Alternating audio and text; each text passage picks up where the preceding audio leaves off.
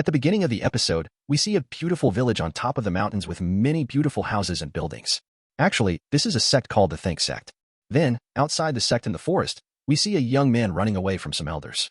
The elders try to catch and attack him, but the young man dodges all attacks skillfully, which surprises the elders because they are very powerful, and it's nearly impossible to avoid their attacks. The young man's name is Tongshen. While running, he comes across a cliff. Tongshen had secretly learned a forbidden technique inside the sect library, which was against the rules. Because of this, he was sentenced to death. Tongshen was firm in his principles and knew the punishment was death, so he decided to commit suicide himself. He also tells them that he hasn't told anyone else about the secret technique and that all the techniques are in his room. Then he takes out the most dangerous weapon of the technique and dedicates it to the sect leader. After that, he removes all his clothes because he wants to return everything he took from the sect. Then, he jumps down the cliff.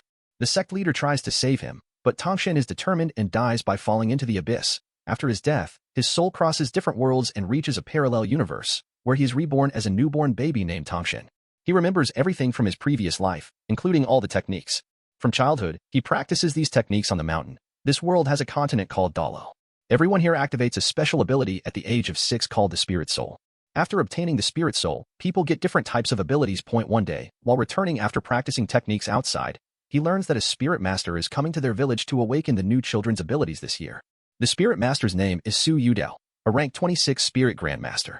In this world, the cult is divided into ranks from 1 to 100. Ranks 1 to 10 are called trainees, 10 to 20 are Spirit Masters, 21 to 30 Spirit Grandmasters, 31 to 40 Spirit Elders, and so on, according to their rank. To awaken the children's abilities. The village chief gathers all the kids in a building where the Spirit Master awakens their abilities one by one. Tongshen is also there to awaken his ability.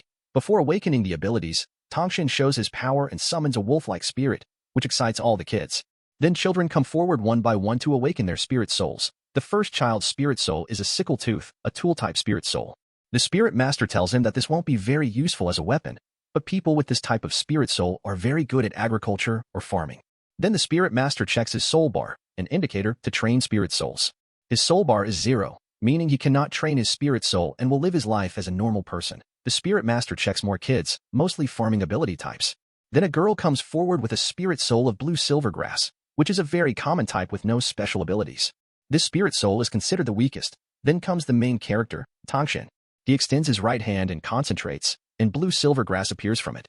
But at the same time, something appears in his left hand too, a hammer, which he hides silently. The Spirit Master checks Tongshen's soul bar, which is at level 10, a very rare condition. Those whose soul bar is level 10 during awakening are called burnt with soul bar, and are very powerful people who go very far in life. The Spirit Master explains that level 10 is the highest soul bar, and Tongshen asks if it's possible to train beyond this. The Master says that to go beyond level 10, one must acquire a spirit ring. Without a spirit ring, no matter how much one trains, they cannot reach level 11. Tongshen asks if the Master has 2 spirit rings, as the Master had needed one for level 10 and one for level 20. Being rank 26. Spirit rings give users special powers according to their spirit souls. After this, the Spirit Master leaves the hall. Then, the village chief visits Tongshen's home and tells Tongshen's father, Tang Hao, about his son's abilities and calls Tongshen a genius. Tang Hao asks about his son's spirit soul and learns it's blue silvergrass, which surprises him because he expected his son's spirit soul to be Clear Sky Hammer. This confusion will be explained later. The village chief wants Tongshen to train in a city academy, but Tang Hao refuses. He believes that keeping such a talented son at home is not right and that the son should get the best training outside. Despite the chief's insistence, Tang Hao refuses and leaves. Tang Hao worries his son will be upset, but Tongshen is content and says they can live like blacksmiths. Tang Hao, feeling sad, expresses disdain for all spirit masters. Tang Hao then asks Tongshen to show his spirit soul. Tongshen shows the blue silvergrass from one hand, which surprises Tang Hao. Then Tongshen reveals another spirit soul, Clear Sky Hammer, from his other hand. This reminds Tang Hao of how years ago he and his wife were running from some people, and his wife sacrificed herself to save her husband and child. Her spirit soul was also blue silvergrass. Seeing his son's double spirit soul, Tang Hao hugs him and advises him always to protect the grass spirit soul with his hammer spirit soul. Tang Hao then begins teaching Tongshen blacksmith techniques, using Tongshen's past life memories to create hidden weapons. The next day, Tang Hao allows Tongshen to go to the city for training, but sets some conditions. Never add any spirit ring to his hammer spirit soul. Never show his hammer spirit soul to anyone. Never reveal his secret of having 2 spirit souls unless his life is in danger. Do not use the hammer spirit soul unless absolutely necessary. Tongshen agrees and sets off. He and the village chief go to the city to enroll in a big school. At the academy gate, a gatekeeper stops them. The chief shows a pass given by the Spirit Master, but the gatekeeper thinks it's fake because it says blue silvergrass but also level 10 soul bar. which is very rare and unlikely for a boy from a small village. An argument breaks out, and the gatekeeper even hits the chief. Tongshan grabs the gatekeeper's hand and throws him down, getting very angry and ready to activate his hidden weapon. But a man arrives and stops the fight. This man is called the Grand Master by everyone. After stopping the fight, he takes Tongshan inside for admission. On the way, the Grand Master reveals his identity as the Grand Master of the Academy. He says if Tongshan wants to learn from him, he can call him teacher. The Grand Master saw Tongshan's admission pass and says he is very intelligent. He also reveals that in the past 100 years, Tongshan is the third person with 2 spirit souls. Tongshan is shocked and ready to activate his hidden weapon again, worried about his secret being revealed.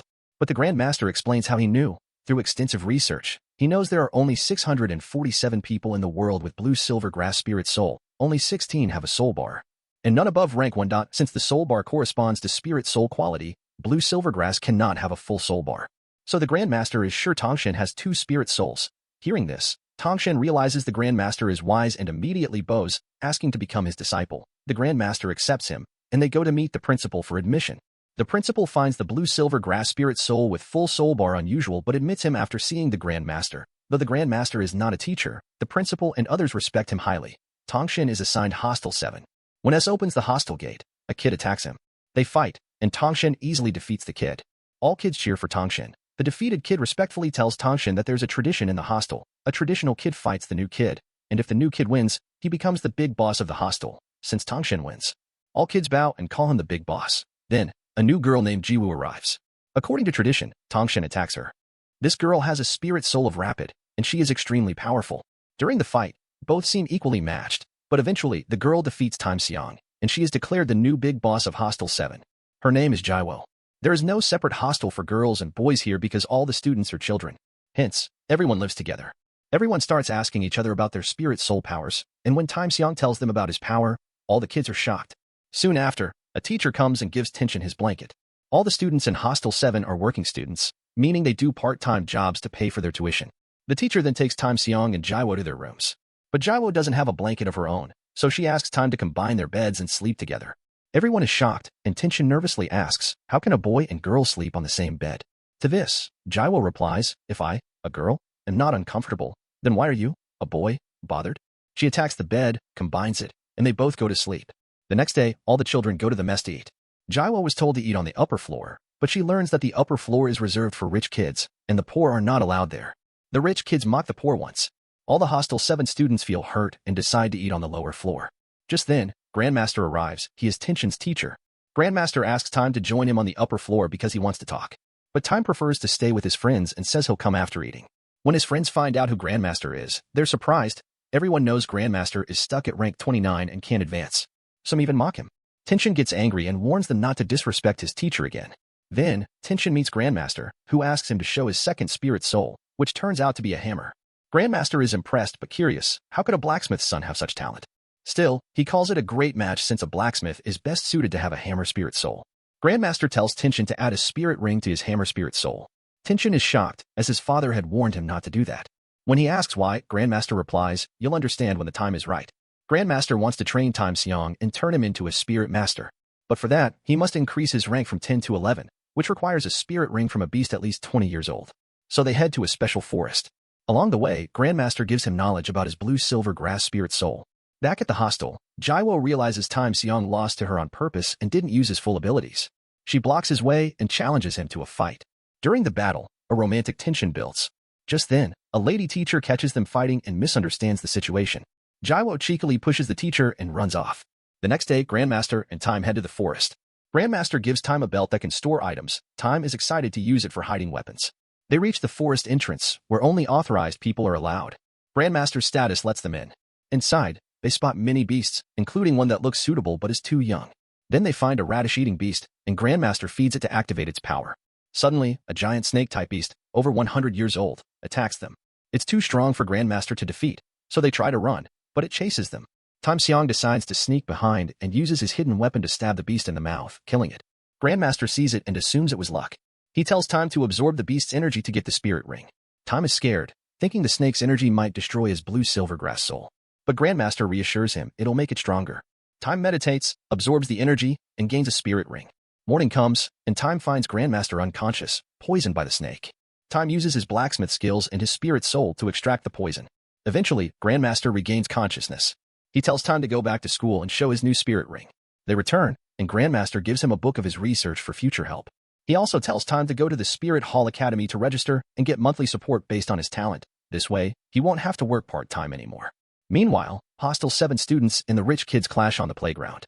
They agree to a match. Each side will send one fighter, and the losing team must acknowledge the other as superior. Jaiwo sends a boy with a spiritual line soul, but he starts losing. The rich kids mock Jaiwo, calling her a rabbit. Just then, Tam Seong arrives. Jaiwo happily tells him everything. Time secretly throws pebbles to distract the rich kid, allowing Hostile 7's boy to win. The rich kids get angry and send their strongest fighter. Tam Seong steps up and defeats him without even using his spirit soul, humiliating him. The rich kid attacks with full power, but Time counters with his spirit ring and paralyzes him. Forced to admit defeat, the rich kids accept Hostile 7 as the victors. Everyone is amazed when Time reveals his soul power rank is that of a ranger. Time then heads to Spirit Hall Academy as instructed, where he runs into some people from his village. There, he found his old masters. Then, the head of the academy met him and took Tongshen to show him the Martial Soul Hall. In this hall, there are high-level martial souls, which can only be found in big cities. This is a secret academy, and only people with a very high soul level can access these types of martial souls. Every master wanted to obtain this martial soul, but no one had ever been born with the ability to handle it, until now. Then, Tongshen revealed his spirit soul, and when they saw the snake's spirit inside him, they were shocked. When they discovered that the soul power of this child was already at level 13, jumping directly from level 10 to 13, they were even more surprised. They realized there must be a powerful teacher behind him. Tongshen then revealed that his teacher was the Grandmaster. Hearing this, they were ready to teach him and immediately admitted him into the academy. Then Ninshan went outside and tried to find work in the blacksmith colony. He wanted to earn some money to support his livelihood. He asked blacksmiths one by one for work, but each blacksmith mocked him as a child and drove him away.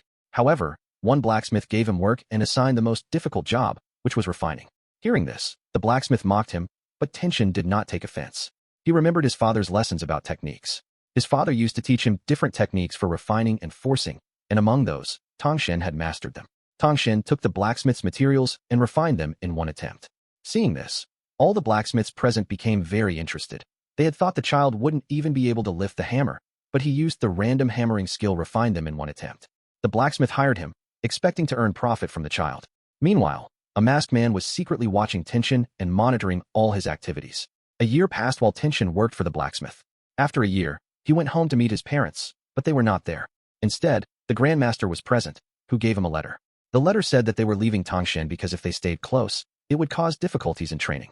Also, they had some old work to finish and would not return until Tongshen became a powerful warrior. Seeing his father gone, Tongshen felt very bad. Meanwhile, the Grandmaster, now in the city, remembered his student. At that moment, Tongshen's father arrived at the gate.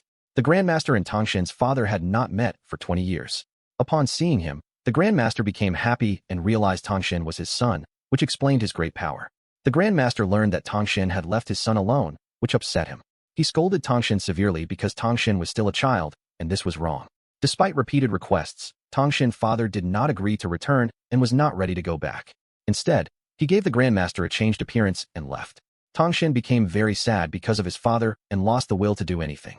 But his friend encouraged him and said his father had left him for his own good, wanting to see him become a great man. She told him to leave sorrow behind, focus on work, and become a great man. Tongshen understood, and they talked more. Between them, a romantic moment appeared, where they promised to always stay together and vowed to protect each other. Tongshen's father also has a hidden story, which will be revealed in the upcoming episodes. Tongshen shows his hidden weapon to her, which made her very happy, but he refused to give him anything dangerous. Tongshen looked at the sky and promised that one day he would become very powerful and train again. 5 years passed. According to the story, they were now attending high school. Both still lived together, and there was some romantic tension, but only from Zivo's side. Thagshan considered her just a friend. The university was scheduled to start 2 days later, so they decided to book a hotel. They found one called the Rose Hotel. While they were trying to book a room, they were told that only one room was available. Just then, a man around their age, standing with 2 girls, arrived and arrogantly booked the room before them. Everyone seemed to fear him and followed his commands without question. Angered, a fight broke out. Tongshen angrily attacked the man. At first, both used their skills to attack each other intensely. The fight was fierce, but Mr. Dai understood Tongshen's style and used his soul ring, which had a tiger spirit of level 20 and soul power rank 37, making him powerful. Tongshen then used his spirit made from Datura, and his soul power was continuing. He tried to bind Mr. Dai with his spirit, but Mr. Dai broke the bonds every time. Tang Shen tried repeatedly, but the bond was broken by a white tiger spirit, which escaped. The Fanshan attack landed on him, paralyzing his body, and he got trapped. It seemed Tang Shen had won. But then the Mr. Dai used his third soul ring, the third powerful, white tiger word formation. This spirit destroyed Tang Shen's position, and Tang Shen realized he could not defeat him now. Mr. Dai praised Tang Shen for fighting well despite the powerful axe used by him. It seemed Tang Shen would be accepted there, but then they left. Tang Shen realized he had to take school admission and went to his room, talking about how he liked a responsible, mature person who cared for him well. Upon reaching the room, they found it very different because it was actually a honeymoon hotel. Tang Shen felt strange seeing such grandeur. The girl was happy and went directly to lie on the bed. Tang Shen lay beside her and thought about today's fight. Actually, if he wanted, he could have used the hidden weapon to win, but that would have revealed the truth about Hidden to everyone, so he didn't use it. He remembered something from his past life, when he killed a man using the hidden weapons. The next day, they went to explore the city. Inside, a merchant tried to sell something at a very high price, and Tang Shen was willing to pay any cost. The price rose even more. Tang Shas angered the merchant. But then at the shop, Tang Shen wore the pendant given by the Grandmaster on his waist, and shop owner realized the boy was the Grandmaster's student. The merchant began giving it for free, but Tang Shen gave him some money and kept it. He then used it to crush and collect his crime news. Actually, this was considered useless, but Tang Shen knew that the material was valuable, something he recognized from his past life memories. He explained to Ziva, "We can make thin needles from this. They may look small, but they can be more powerful than most hidden weapons." Without delay, both headed to the school. Upon arrival, they saw a long queue. The gate tested everyone and did not allow weak children entry. They explained weak children would not be admitted, and their fees wouldn't be refunded. Mr. Dai managed the gate, telling those demanding refunds to fight him. If they won, they would get refunds, but no one dared fight Mr. Dai. So all rejected returned home. This school admitted only monster-like children, those who were dangerous and powerful. Tang Shen and Mr. Dai exchanged a respectful smile. Then Tang Shen's and Ziwo's test was done. Both were powerful, so they were admitted. Inside, the school was a different world. Mr. Dai walked with them to show the way and kept company. On the way, they talked about many things, including different spurts. Mr. Dai seemed to like the girl. Inside, there were many shops. Then, a moving sauce shop arrived. Ziwa wanted to eat sausages, so she asked Tang Shen to bring some for her. Tang Shen went out to buy the sausages and came across a moving sausage shop. He called the shopkeeper uncle, but soon felt sad because the man selling sausages wasn't an older vendor, but a fellow student, just like them. Tang Shen was shocked and wondered why someone his age was running a sausage shop. Just then, Mr. Dai appeared. He told Tang Shen that selling sausages in that area wasn't allowed. Tang Shen asked why. Mr. Dai explained that the student's spirit soul was connected to food, and he was using his spiritual energy to create the sausages. That's how he was able to make the shop move and sell them so quickly. Hearing this, Tang Shen felt guilty and decided to return the sausages. In the end, they all smiled. The sausage seller has many names, but everyone calls him Oscar. There were 2 students, including Tang Shen, who were walking toward the academy, but they hadn't been officially admitted yet. The admission process was still ongoing, and many students were lined up, waiting for their chance. Mr. Dai brought Tang Shen and a few other selected students toward the academy gates. The other students in line began arguing, questioning why they were being taken ahead without even giving the entrance test. Mr. Dai calmly explained, students with a spirit power level above 20 are allowed to skip the preliminary tests. With that, they continued toward the academy. Along the way, Mr. Dai revealed a harsh truth. None of the students at the back of the line were likely to pass. The entrance exam was extremely difficult, and only those with a spirit power level of 20 or higher were admitted. In fact, every year, only 2 or 3 students made it through. So far, only 42 students had ever studied at this academy. The children were shocked to hear this and wondered how such strict criteria didn't harm the academy's reputation, especially since so few were accepted. Mr. Dai responded firmly, this academy values quality over quantity. Weak students are not welcome here. He further explained that in order to graduate, a student must reach at least a spirit power level of 40. Those who failed to meet this standard were expelled. That's why, out of all who entered, only 14 students had ever graduated, and all of them had gone on to earn fame and respect in the world. The rest either died during the harsh training or disappeared, their stories ending in silence. Fear crept into the hearts of the students, but even so, their desire to study at the prestigious academy only grew stronger. They finally arrived at the exam hall, where the vice principal was waiting. The vice principal was a cold, intimidating man with a stone-like face. As the 4 candidates approached, he looked at them and said flatly, if you want admission, you must fight me. All 4 of you, together. If you win, you enter. If not, you leave. His name was Master Zahu. Mr. Dai leaned in and whispered to the students, this man is so powerful, even 40 armed soldiers couldn't defeat him. That's why he's known as the Immortal. Everyone was stunned. They had all heard of the name before. Master Zahu wasn't just a teacher, he was a legendary warrior. Then Mr. Dai gave them a vital piece of advice. His one weakness is speed. Use it wisely. He gave the 4 students 30 minutes to come up with a strategy to take him down. The 2 girls introduced themselves. The one wearing blue clothes was named Ningrong. She was incredibly powerful and possessed a support-type spirit soul. Her abilities were impressive. By using her spirit power, she could increase the speed of her entire team by 30%, making her a vital member in any battle. The other girl, dressed in black, introduced herself as Ziziking. Her spirit soul was a soul cat, known for its agility, stealth, and quick strikes. Tongshin then guided his teammates on how to fight Master Sahu. When the battle started, they quickly realized how powerful the master truly was. None of them could land a solid hit, and Master Sahu easily overpowered them. He was clearly enjoying the fight, treating it more like a game. The students attacked together with all their strength, but they still couldn't defeat him. Master Sahu laughed mockingly and suddenly struck Ziva with great force. She was badly injured. Seeing this, Tongshin was filled with rage. He stepped forward and challenged Master Sahu to a one-on-one fight. If I defeat you, Tongshin said firmly, you must admit all of us into the academy. Master Sahu agreed, intrigued by Tongshin's confidence. The real battle began. This time, Tongshin fought seriously. He used his hidden weapons openly, tiny, unexpected attacks that caught Master Sahu off guard. Though the master had a spirit power of 70 and wasn't badly damaged, he began to feel pain. He soon realized that the hidden weapons were laced with poison. Tongshin smirked, then finished the fight with a powerful strike from his hammer, landing a direct blow on Master Sahu. Tongshin had defeated the mighty, immortal Master Sahu. Master Sahu sat on the ground in shock, defeated by a child. Mr. Dai and Oscar arrived shortly after. Oscar praised Tongshin and his friends for their teamwork and determination. But when Oscar saw Ningrong, he was immediately smitten. He tried flirting with her, but Mr. Dai pulled him away, and Oscar walked off, disappointed. That night, Master Sahu sat quietly in his room, reflecting on the day. Suddenly, he sensed a powerful presence outside.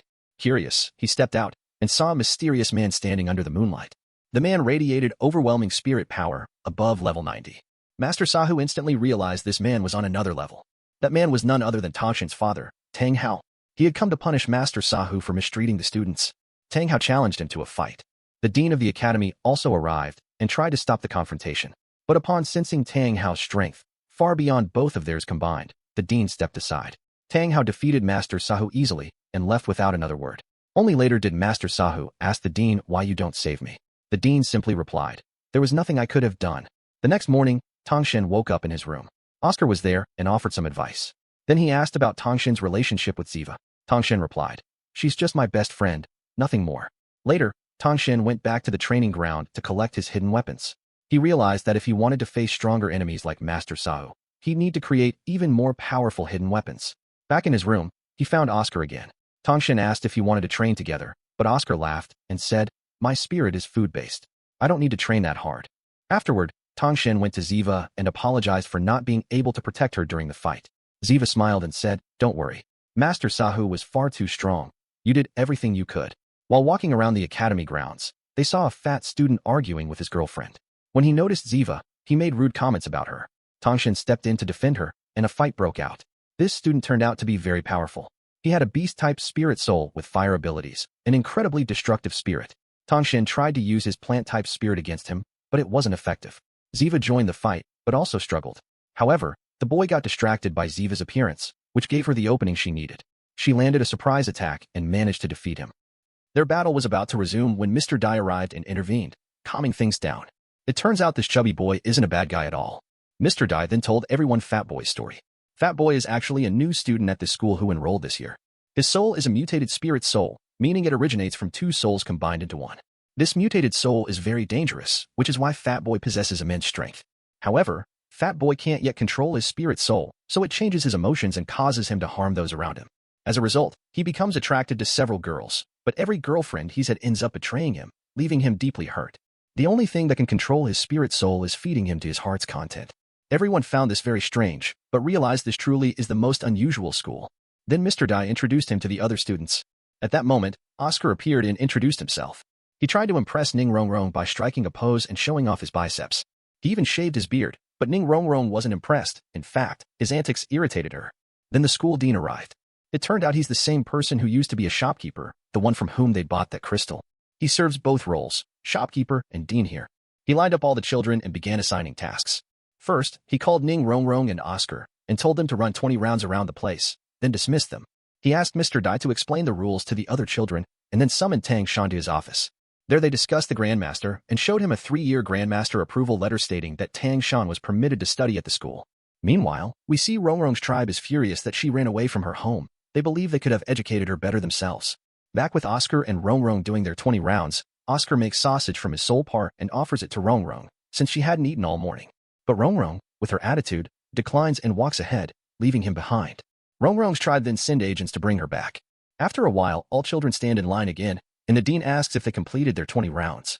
Oscar says yes, but when asked, Rongrong Oscar says on her behalf that he also does. The dean commends Oscar, then tells him to do 20 more rounds. Though upset, Oscar can't refuse his teacher and goes to run again. They realize Oscar lied on behalf of Rongrong. The dean scolds her too, and Rongrong angrily turns to him, raising her voice to say this is only a school, not a battlefield for unquestioning obedience. Rongrong's tribe is powerful and arrogant, so she answered defiantly.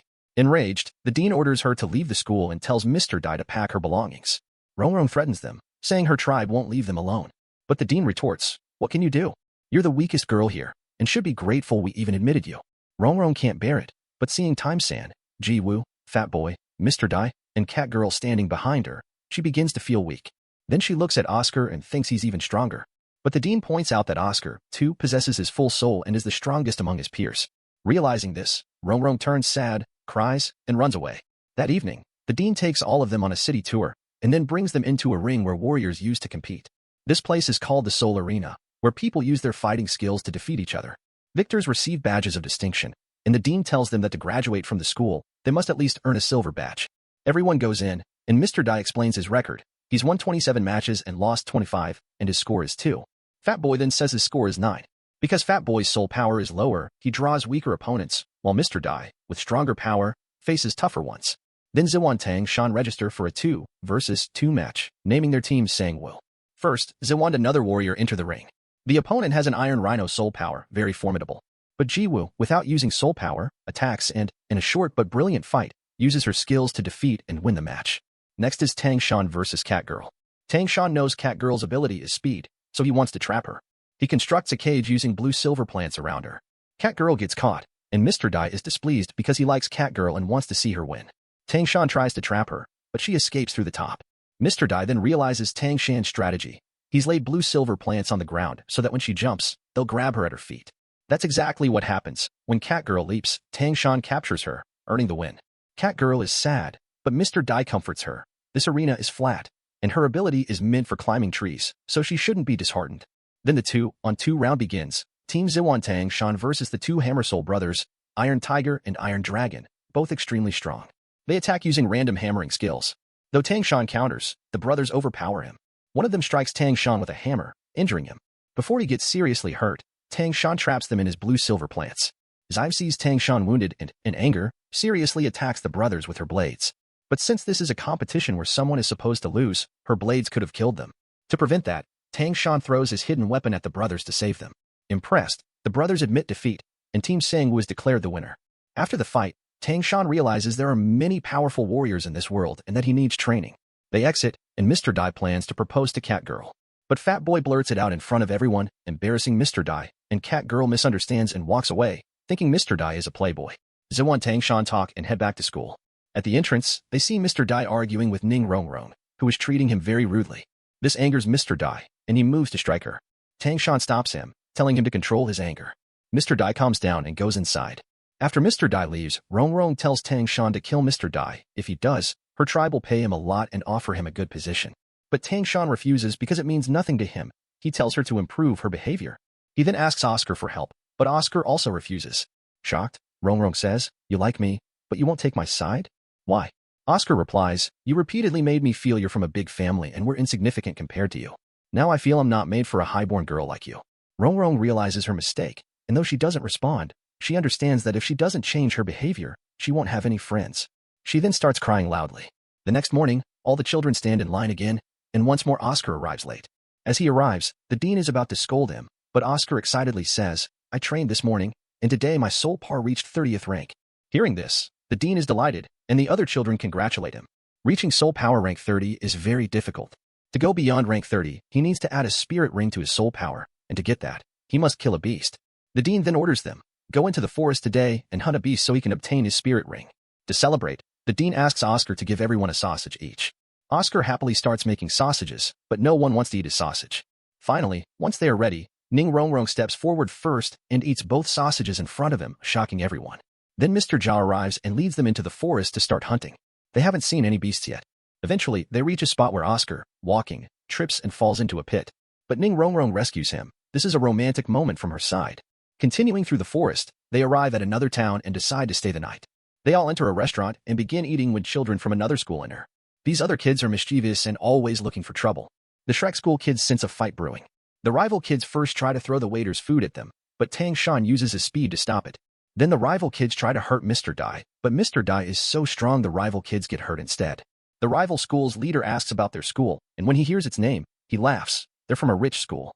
A fight breaks out, with the rival kids and the Shrek School kids battling. But Zai overpowers them all, and the rival leader gets angry. They glare at each other. Now a serious fight begins between the two. The other school's leader has the spirit soul of a black turtle. Tang Shan and everyone else thinks that it's a defense-type spirit soul, and accordingly, they और plan वो to उनको defeat बर्फ it. से Then जमाने they की all try to कोशिश attack करने him लगता together, है, but he evades all their attacks and laughs at them. The Shrek School kids try different ways to defeat him, but they are unable to, and now he also gets angry and starts trying to freeze them with ice. And the misunderstanding Tang Shan had, that he would only defend, breaks, because now he starts attacking too. The Shrek School kids begin to lose badly, but just then Mr. Zhao arrives. Mr. Zhao sends all the Shrek School kids inside to sleep in their rooms and then goes to face the leader himself. The leader also mocks him, but Mr. Zhao starts beating him up without even using his spirit soul. Even after using his full power, the leader can't defeat him and ends up beaten, falling into a dustbin. After beating him, Mr. Zhao goes back to the kids and tells them to head back to the forest the next day. There, he also asks Ning Rongrong why she didn't use her spirit soul. She replies that she was waiting for the right time. Actually, according to the plan, she was supposed to use her spirit soul after Mr. Dai used his second spirit ring, but Mr. Dai never got the chance to use it. In truth, Ning Rongrong had now changed and wanted to be friends with the rest of the Shrek School kids because she understood what Oscar had said. The next day, they all go back into the forest, where they again see many strange creatures, and they all proceed according to Mr. Zhao's planning. As they move forward, they come across a very dangerous beast. It is a huge snake called the Millennium Phoenix Tail Crest Serpent. This snake is over 1,000 years old, which is why it's extremely powerful. Actually, the older a beast is, the more powerful it becomes. Now they decide to kill it because if Oscar gets the spirit ring inside it, he'll become very powerful. They all plan to kill it through teamwork, and as per the plan, they each attack it. Finally, after a tough struggle, they manage to injure it and knock it down. Now Oscar had to kill it and obtain the spirit ring inside it. He steps forward with his knife to kill it. But then Ziwu asks him, "Can't we leave it alive?" To which Tang Shan explains that this is the law of nature. In this world, the stronger always kills the weaker. If we were weaker than this beast, they would be the ones lying on the ground, and the beast wouldn't have spared them either. Then Oscar proceeds to kill it. But just then, an old lady and her granddaughters arrive and say that they had seen this beast first and had already attacked it. They had wounded it on the stomach earlier, and upon checking, Tang Shan finds 3 marks there. Actually, the grandmother wanted to give the spirit ring to her granddaughter so she could become stronger, but Mr. Zhao doesn't agree with her. Actually, the grandma and grandpa, her husband, are extremely strong. If the two fight together, even the greatest warriors of the continent can lose to them. But right now, the grandmother is alone, and the grandpa isn't with her, which is why Mr. Zhao could defeat her if he wanted to. But Mr. Zhao doesn't want to take the risk. What if the grandpa is somewhere nearby in the forest? So a polite argument breaks out between the two. Then it's decided that there will be a fight between the granddaughter and Tang Shan. If the granddaughter wins, she gets the spirit ring. If Tang Shan wins, Oscar gets the spirit ring. Fighting the granddaughter isn't an easy task because she is at rank 30 and her spirit soul is also of a serpent stick, which is very strong. Still, a fight starts between the two. First, Tang Shan tries to bind her using his skill, but she escapes the attack, and then both start fighting using their best possible efforts. Then both start attacking each other using their spirit souls, and their energies clash. After a while, they both fall far apart. The granddaughter falls unconscious, but Tang Shan, though injured, remains conscious. This means Tang Shan has won and the granddaughter has lost. Now Tang Shan immediately sits to meditate because his power is drained. The grandmother accepts her defeat and lets them take the spirit ring. Oscar kills the beast and obtains the spirit ring and starts meditating. When he wakes up, everyone is eager to see his spirit ring, but he feels shy to show it. When everyone says they won't laugh at it, he agrees and uses his spirit ring to create a tasty sausage and shows them. Seeing this, everyone bursts out laughing. Oscar feels very bad, but then he shows them the second ability of this spirit ring and flies in front of them. This means Oscar now has the power to fly, and everyone is very happy to see this. Then Tang Shan also regains consciousness and says that they shouldn't leave the forest yet. Mr. Zhao scolds him, saying this forest isn't a place to play or picnic.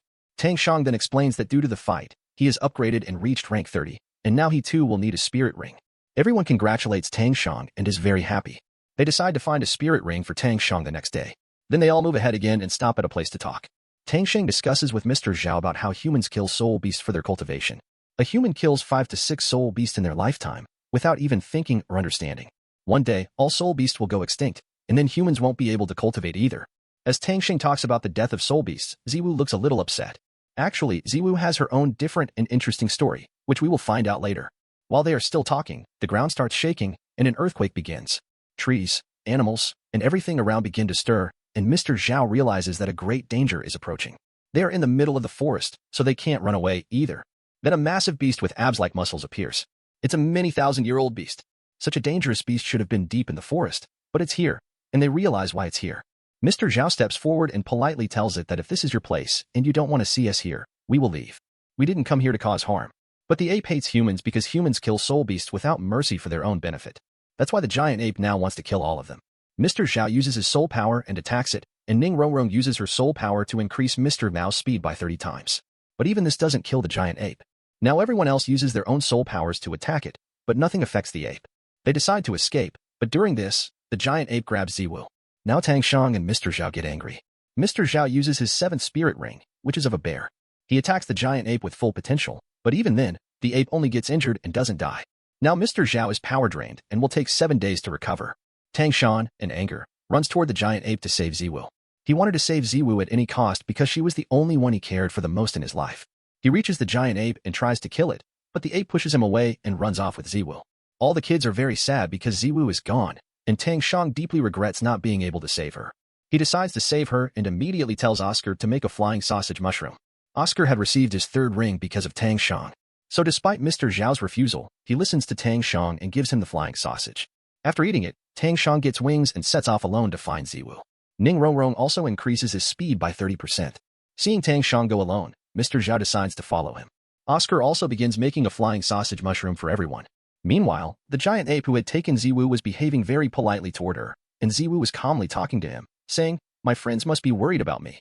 You shouldn't harm my friends, and you shouldn't have picked me up like this." While on his way, he sees a huge spider that attacks him. The spider was extremely strong and thousands of years old. Killing this spider was very difficult because it was a poisonous spider itself, so if Tang Shan tried to use poison on it, it would have no effect. Now, Tang Shan somehow tries to save himself and attempts to bind the spider using the blue-silver plant. But the spider keeps breaking through the webs and continues to advance to attack him.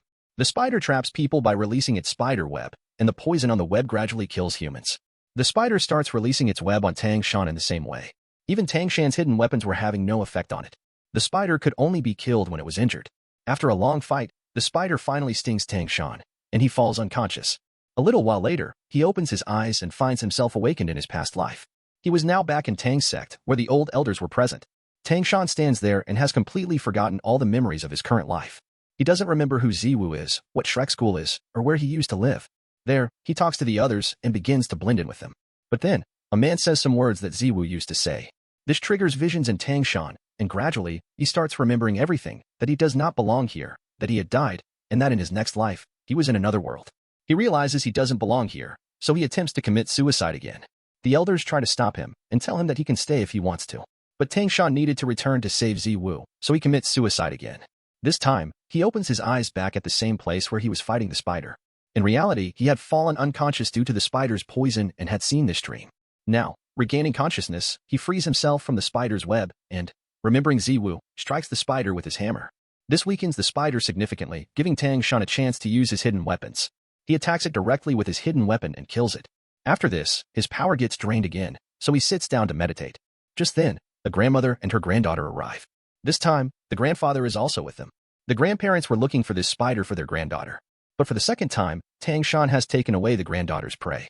This makes both grandparents very angry. However, the spider was so strong that the grandparents would have had to use their full strength to defeat it, whereas Tang Shan defeated it alone. This shocks the grandfather, but he couldn't just let go of someone who robbed their granddaughter. So, he uses his mind and gives Tang Shan 2 choices. First, they will let Tang Shan live, but he must join their family. Second, if he refuses the first choice, he will be killed for stealing the granddaughter's soul beast. Tang Shan agrees to the first choice, but with a condition. He says, "I'm ready to join your family, but you must come with me and help me save Ziwu from the giant ape." Upon hearing the name Giant Ape, both grandparents refused because the giant ape was extremely powerful. Even the greatest grandmaster of Soul Land couldn't defeat it. So they reject his condition. Tang Shan also says, if you won't accept my condition, then I won't join your family. This angers the grandfather, and he moves forward to fight Tang Shan. But just then, Mr. Zhao and the other kids arrive and stop the grandparents. They try to reason with him and explain that Tang Shan killed the spider to save his own life. When the grandparents still don't listen, Mr. Zhao takes the grandfather aside and tells him that Tang Shan is the disciple of the Grandmaster. Upon hearing the Grandmaster's name, the grandfather calms down because he respects the Grandmaster. Without saying anything more, he turns around and leaves. But the granddaughter cannot bear this. She wants revenge on Tang Shan. So she challenges him and says, this time I'll defeat you. And if you still win, then you can claim the spirit ring of the soul beast. Tang Shan accepts her challenge. Just then, Oscar arrives and says that one more condition must be added to this bet. He adds that if Tang Shan wins, the granddaughter must kiss him. The granddaughter gets angry, but the grandparents are delighted because they wanted their granddaughter to be with a strong man like Tang Shan. A competition is held between them where both must throw blades at a tree standing 20 meters away. Each is given 16 blades. They must catch a leaf in each blade mid-air and strike the tree. The competition begins. The granddaughter throws her blades and manages to trap a leaf in each one. All her blades hit the tree, and she is very happy. Looking at Tang Shan, she says with attitude, are you scared? You haven't even thrown your blades yet. At that moment, her grandfather tells her, when you were throwing your blades, Tang Shan had already thrown his. He was so fast that you didn't even see him. And each of his blades trapped 10 leaves. Hearing this, the granddaughter becomes very sad, realizing she has lost the competition. Tang Shan approaches her and comforts her, saying, you shouldn't be disappointed because I've been practicing this weapon for 9 years. It's called the hidden secret weapon. He tells her more about it and says that if she wants to learn it, he can teach her. Impressed by Tang Shan's polite nature, the granddaughter becomes fond of him. Tang Shan gives her his secret weapons, making her very happy. She quickly kisses him and shyly runs away. Tang Shan then absorbs the spirit ring of the spider. The name of the spider is Human-Faced Demon Spider. Meanwhile, at the city school, we see the Grandmaster thinking about Tang Shan and missing him. The next day, Tang Shan's father, Tang Hao, arrives at the spot where Tang Shan fought the spider. There, he sees many blue-silver plants and feels very proud of his son's abilities. From there, he goes to a place filled with destruction. Some blue-silver plants are there too, and he reminisces about the past. Now we learn about Tang Hao's backstory. He stood at this place with his beautiful wife and infant baby while trying to escape from someone. Tang Hao used his hammer to protect his wife and child. He was incredibly powerful and wanted to save his wife at all costs. His wife's name was Yin, and she was being hunted by a powerful Soul Land Master. Tang Hao fights the Soul Land Master and injures him, asking his wife to flee. But the Soul Land Master attacks again with full strength. Tang Hao dodges again and continues to flee. But soon, more Soul Land Masters arrive, including a man who commanded them, the most powerful person on the entire continent. He tells them that loving each other was against divine rules. Tang Hao ignores him, saying, who are you to lecture us about the laws of the gods? That man wants to separate him from Yin, but Tang Hao loves her deeply and moves forward to fight. Just then, Yin arrives because she knew Tang Hao couldn't defeat 4 Soul Land Masters alone. She is ready to sacrifice herself. Handing the infant baby to Tang Hao, she dies. With her death, a lot of blue silver grass sprouts, as her soul spirit was blue silver grass. This infant is none other than Tang Shan, and Yin had made Tang Hao promise that he would raise him well. Now, Tang Hao watches over his son and misses Yin dearly. He talks to the blue silver grass, imagining it as Yin. Meanwhile, Tang Shan is trying to absorb the 3rd spirit ring and remembers Ziwu. He is facing a lot of difficulty in absorbing the spirit ring, as the spider was extremely powerful and he cannot tolerate it. If he stops midway, his life could be in danger. Just then, Ziwu comes running and everyone is overjoyed to see her alive. She tells them that the giant ape got nervous after hearing the roar of a bull and let her go. She also tells them that she reached level 30 and saw a beast at night. She defeated it and obtained a spirit ring. Everyone is happy to hear this. But their tension doesn't fade, as Tang Shan is absorbing a very powerful spirit ring, and now they are just waiting for him to wake up. On the other side, the Grandmaster goes to meet the Dean of Shrek School. They talk about Tang Shan, and the Grandmaster hears everything that happened. He realizes that it was Tang Hao who beat up Mr. Tin, and he shows the Dean Tang Hao's badge. We then see Tang Shan, who is still absorbing the spirit ring, and finally, he succeeds. Everyone is very happy. But then, Tang Shan starts to mutate. A spider-like leg emerges from his waist. Mr. Zhao understands that during absorption, the spider and Tang Shan mutated, and now the situation is about to worsen. Hearing this, all the children become scared and ask for a solution. Mr. Zhao says there is only one solution. They have to wait. Tang Shan becomes unconscious again and first dreams of Ziwu leaving him. Then he reaches his past life again, where we learn why he had stolen secret knowledge from the secret library in his previous life. Tang Shan loved reading and gaining different knowledge. He wanted to study various techniques and weapons and even made many of his own. But no one there valued his talent. The children around him wouldn't even look at his weapons. They would criticize him in front of him and break his weapons. This made Tang Shan very frustrated. He now wanted to gain higher and secret knowledge. He asked the elders to let him study the secret weapons in the secret library. The elders got very angry, saying no one had the right to learn about those weapons and that knowledge. They scolded him and expelled him from the clan. Now Tang San had to somehow gain the secret knowledge from the books inside the library. That's why he decides to sneak into it that very night. He wanted to go inside and read the secret scriptures. The library had 2 levels of security. The first level had guards patrolling, and the second level was guarded by lasers and 3 elders. Now Tang San had to break through both security levels to get inside. Though he could have used his hidden weapons to kill the guards outside, he deeply loved the Tang sect and owed it much.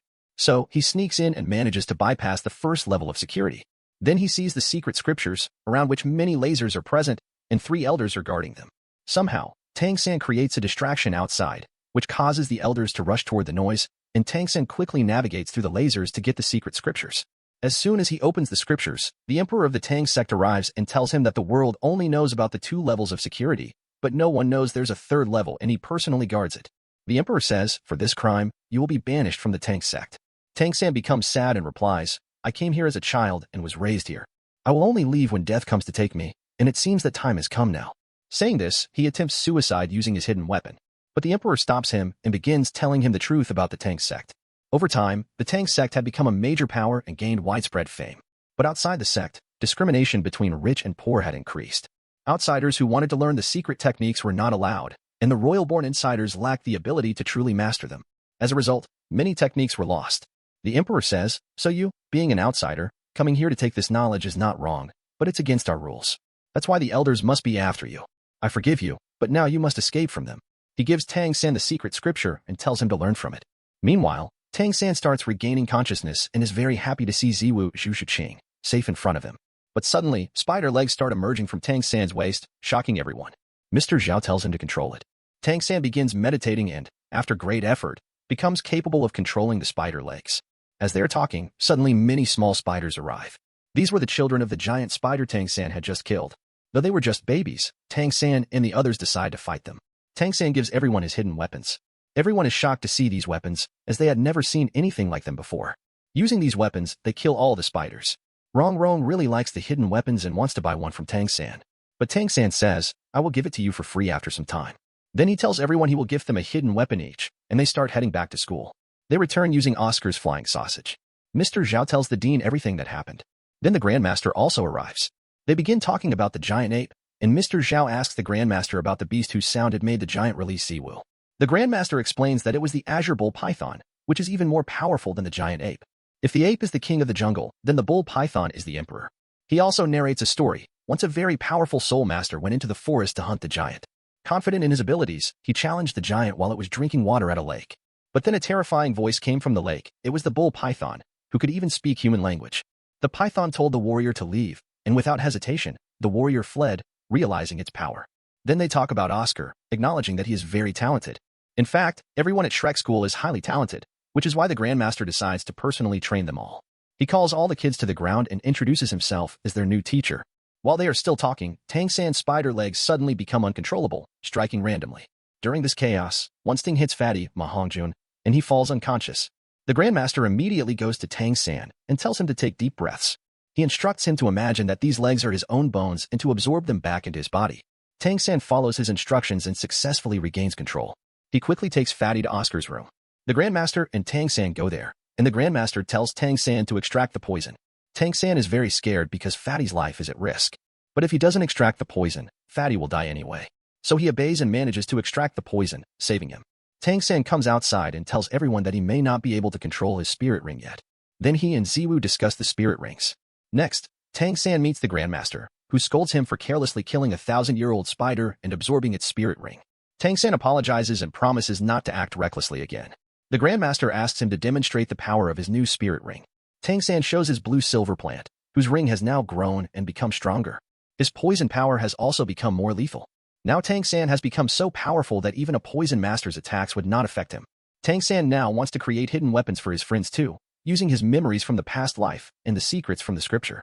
That's why he decides to open a weapons business in the city, which would earn him money to fund his creations. He visits the biggest blacksmith shop in the city, where many expert craftsmen are making weapons. Tang San goes to the owner and tells him he has a business opportunity, but they need to talk privately. As they walk toward a room, he sees Iron Dragon and Iron Tiger, the owner's sons, the best craftsmen around. Inside the room, Tang San proposes, I will give you 100 soul coins. In return, I need a workspace where I can use your tools to make great weapons. We will share the profit from the sales. The owner likes the idea but doubts whether a child can actually make weapons. He asks about Tang San's skills.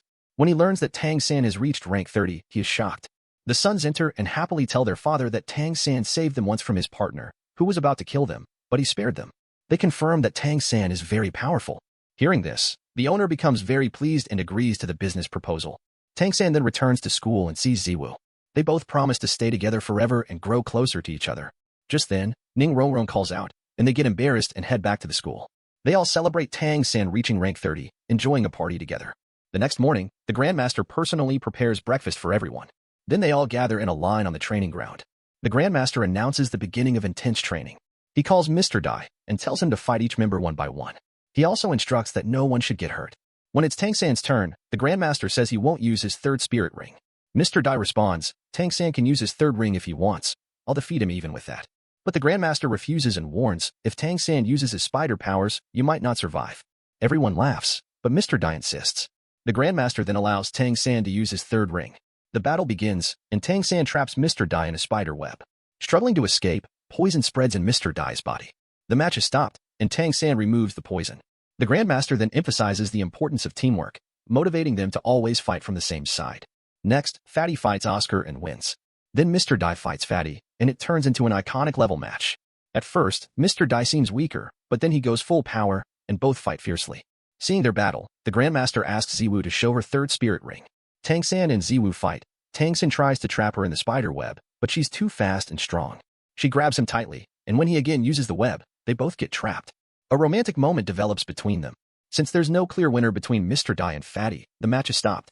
The Grandmaster points out flaws in everyone's fighting techniques and gives them advice to improve.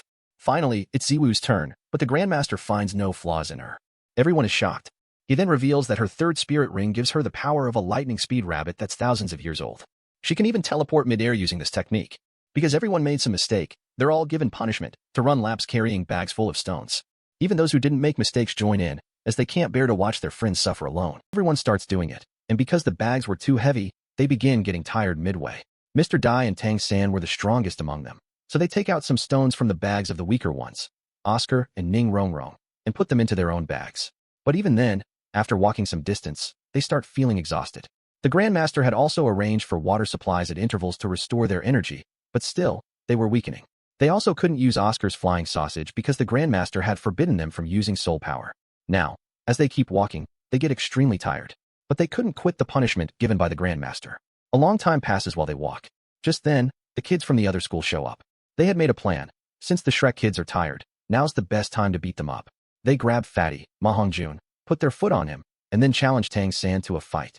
Even though Tang San was exhausted, he was still strong enough to defeat them all alone, and then everyone enjoys a good laugh about it. After that, they continue the punishment. Tang San was carrying the most rocks, so his speed became slow, and when everyone else had finished their rounds, he still had 2 left. Tang San remembers that in his past life he was alone, with no friends, but in this life, he has so many. Thinking about this makes him really happy, and he understands that the Grandmaster gave them this punishment to teach them the power of friendship. He begins to complete his remaining 2 rounds, but collapses due to fatigue. The others also faint from exhaustion. When they wake up, they find themselves in their rooms, in a hot bath filled with medicinal herbs. The Grandmaster had arranged all of it. Then he calls them for dinner and feeds them very nutritious food. Everyone feels happy after eating, as they had trained intensely that day. After dinner, they all go to sleep. The next morning, all the students are called back to the training ground. The Grandmaster tells Tang San to complete his 2 remaining rounds. But this time, all the other kids run with him, and that's how they continue the day's training. Meanwhile, Tang San had started his secret hidden weapons business, which began making good profit. Over the next 3 months, he creates many different types of hidden weapons and decides to give some to his friends. Then one day, while Oscar and Tang San are sitting in a room, Fatty, Ma Hongjun, shows up, badly beaten. He explains that he liked the girl and was trying to impress her. While following her, a thug appeared and tried to attack the girl. Fatty helped her escape, but during the fight, the thug beat him badly. That thug had 4 spirit rings and was a notorious criminal who used to kidnap girls and assault them. Everyone was troubled by him. His name was Buell. Now Tang San and the others decide to go after Buell, since he had harmed their friend. While looking for him, they also see Zhu Zhuqing, the cat girl, who joins them in the search. They don't find Buell right away, so they make a trap plan. Zhu Zhuqing walks alone in the dark alleys, acting innocent. Seeing her beauty, Buell shows up. She pretends to ask for candy, and Buell lures her into a dark alley, attempting to assault her. Just then, Zhu Zhuqing attacks him using her spirit ring abilities. Her special ability was speed, and she beats Buell so fast he doesn't even get a chance to defend. His bones crack and break. He becomes so injured that he won't recover for 3 months. The Shrek students laugh and celebrate because they had just taken down a big thug, but Tang Sen still feels something is missing. So, he hangs Buell on top of the tallest building in town with a board around his neck saying, "I am a big criminal. I have done terrible things to many girls." Seeing him hanging there, 2 of his friends arrive, use their soul power to bring him down, and ask who did this to him. His body was shattered and barely moving. Buell tells them everything, and now they plan revenge on the Shrek students. Meanwhile, inside the school, the Grandmaster and the Dean are talking. The Dean complains that the school's budget is getting tight because the Grandmaster is feeding them too much and using expensive ingredients for training. But the Grandmaster tells him not to worry. He already has a plan that will take care of their finances. The Grandmaster gathers all the kids and explains the Soul Arena again. He tells them to enter competitions there. It will improve their skills and earn them money. He lays out the rules. No one except Tang San will use hidden weapons. Everyone must earn a silver badge to graduate. Oscar asks, "Since Ning Rongrong and I belong to the assistance branch, do we also fight?" The Grandmaster says no, and then tells them all to hide their identities. He gives them masks and code names based on their abilities so they can blend in during the fights. The competition starts. In the first match, Tang San and Zhu Zhuqing team up to fight a team called Cat and Mouse, a very strong duo. Tang San uses his third spirit ring and traps them in a spider web, but Mouse bites through it. Still, using their techniques and coordination, Tang San and Zhu Zhuqing manage to win. It's an iconic level fight. Next, Mr. Dai and Oscar fight and win easily. Then the cat girl, Zhu Zhuqing, and Ning Rongrong win their match too. Out of 5 2v2 fights, Shrek wins 3, a great score. The Dean is thrilled. But now the Grandmaster tells them the real challenge is coming. They will face a much stronger opponent in a full 7v7 battle. Tang San is chosen as the team leader. He gives the strategy, and everyone listens carefully because this match is very important. The host announces both teams inside the ring and introduces them to the audience. Shrek's team name, Shrek 7 Devils. Opponent, Frenzy Battle Team, who have won 7 matches in a row. After introductions, both teams return to their hotel rooms. The Frenzy Battle Team members come to the Shrek team's room and start misbehaving with Zhu Zhuqing and threaten the Shrek team. Mr. Dai gets angry, fights one of them, but is pushed back in one move. The opponent was very strong. Zhu Zhuqing gets furious and tries to fight, but Tang San stops her. Then the Frenzy Battle Team's teacher shows up, ends the fight, and warns them. "If you're so eager to fight, do it in the ring tomorrow." Anyway, everyone who's fought us till now is either dead or hospitalized. He tries to intimidate them and leaves. After he's gone, Oscar jokes that they're just trying to mess with their morale, and for the first time, he actually makes sense. Everyone laughs. They now understand that the enemy was just using mind games. Mr. Dai tells everyone to stay calm, and that Oscar and Ning Rongrong will stay in the back to assist. Their protection is top priority. On the way to the arena, Mr. Dai and Tang San discuss the plan to defeat them.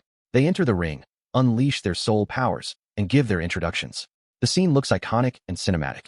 Now, the big battle begins. Now, both sides attack each other in their own ways, but the Frenzy Battle Team focuses more on Ning Rongrong and Oscar. They want to injure Oscar and Ning Rongrong first because they were supporting from the back by providing power. The Frenzy Battle Team tries to hurt Oscar, but Tang San stops them using the blue-silver plant. Then, a major fight breaks out between everyone. Suddenly, Tang San remembers what the Grandmaster had explained to them the day before, that they should target the Assistance Branch members in the Frenzy Battle Team. This is because the warrior from the Assisted Branch is of Millennium rank, which means he can greatly boost his team's strength from the back. Now, Tang San and the others head toward the Assisted Branch member. But they delay in doing so, and during that time, the Assisted Branch warrior uses his soul power to enhance everyone's strength and power, making them all extremely powerful. Now, they are capable of defeating Shrek School.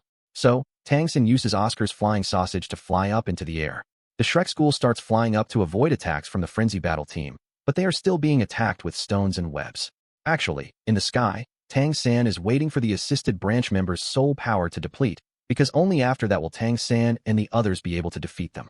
But his soul power is going to last for a long time, and in the meantime, the Frenzy School students injure all the Flying Shrek students. Now, only Tang San is left. The Flying Sausage's power also runs out, and now everyone comes back down. Tang San, who is now alone, has to fight the Frenzy Battle Team by himself. But the good news is that the Assisted Branch warrior's soul power is now drained. Even then, the Frenzy Battle Team is fully confident because now they only have to defeat Tang San. There are 6 of them, and only one Tang San. But they don't know how powerful Tang San really is. So, when a spider girl tries to trap him with a web, Tang San doesn't get caught. Instead, the spider girl gets caught in her own web because her third spirit ring is also a spider. Everyone starts cheering for Tang San, but he quiets them down because he still has more to do. Tang San uses his silver plant to capture the remaining 6 warrior kids and injures all of them at once, winning the battle. Now, the audience cheers even louder than before for Tang San, and thus Shrek School wins. Everyone becomes very happy. They all return to their room, where the Grandmaster praises them, and everyone is overjoyed. The Grandmaster then tells them to rest today because from tomorrow, they'll have to fight 2 battles per day. The 3 teachers then go outside and joke around among themselves. The next day, they again fight similar battles, and after many such battles, Shrek School keeps winning. Tang San's team becomes famous all over the city, and even small kids in the city start wearing Shrek's 7 Devils masks. The Shrek 7 Devils had won 27 consecutive matches without losing. That's why their name had become so renowned. Then, one day, the Grandmaster goes to register for the next day's fight, and while registering, the head of the Soul Arena comes to meet him and puts forward a request. He tells the Grandmaster that silver rank warriors from another city's Soul Arena are coming to fight, and their Soul Arena doesn't have any silver badge team capable of defeating them. In fact, no team here can even last 5 minutes against them. So he wants Shrek's 7 Devils to fight against them. At first, the Grandmaster refuses, because having Shrek's 7 Devils fight silver badge warriors seems like too much. But the owner of the Soul Arena convinces him, saying that anyone can see from their fighting skills that they are capable of silver badge level, and they're about to get their silver badge anyway. And if they fight this match, they'll be awarded 10,000 gold coins from the Soul Arena. Hearing this, the Grandmaster agrees, and after taking the details of the opponent team, he leaves. Then he returns to the room and tells everyone about it. He says that from the 10,000 gold coins, everyone will keep 1,000 each, and the remaining 3,000 will be used for the school's development. Everyone agrees with this. Then they start discussing the opponent team members. A long discussion takes place, where they discuss each opponent one by one. What exactly they discussed will be explained during the match, because if we explain it now, it might seem too complex and go over your head.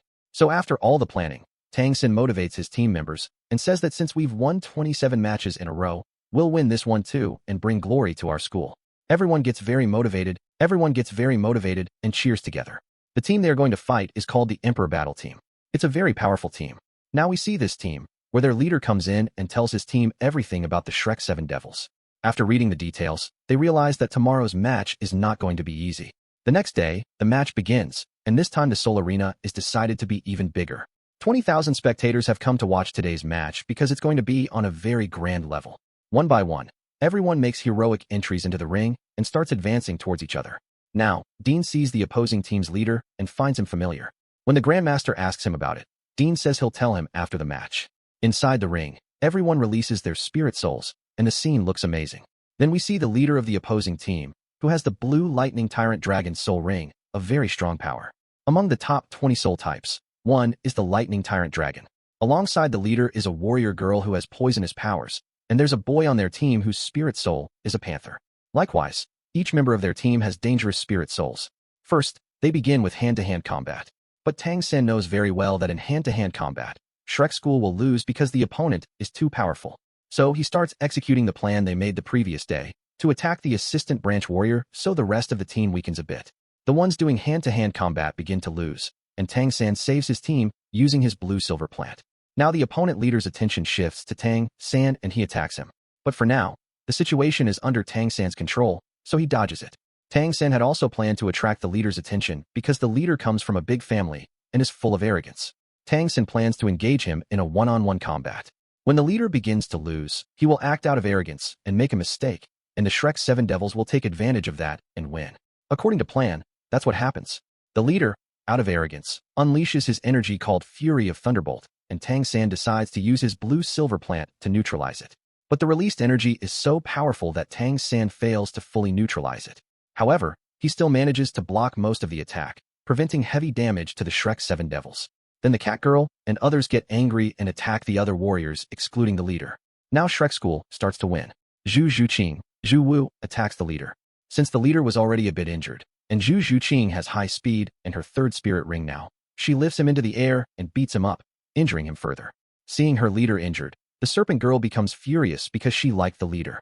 She immediately releases the deadliest poison of her clan, not caring that it could even kill. She's now overtaken by rage. Tang San quickly pulls his team members back using blue-silver plant and uses a trick.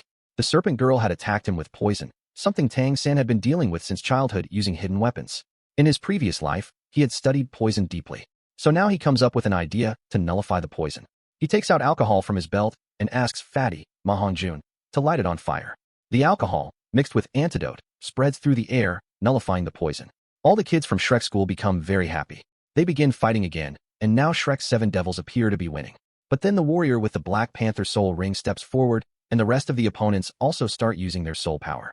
Together, they all attack Zhu Zhuqing and Tang San. Tang San gets busy fighting them, but Zhu Zhuqing gets trapped in the air. She tries to teleport and escape, but keeps getting more trapped. She gets injured in the process and starts falling. Tang San catches her midair and becomes very upset upon seeing her unconscious. Now Tang San becomes extremely angry after seeing Zivo unconscious, and the rest of the team members also don't like it at all. To face the enemies, Catgirl and Mr. Dai step forward. Catgirl and Mr. Dai fuse their soul power with each other, and the beast created from that fusion attacks the enemy.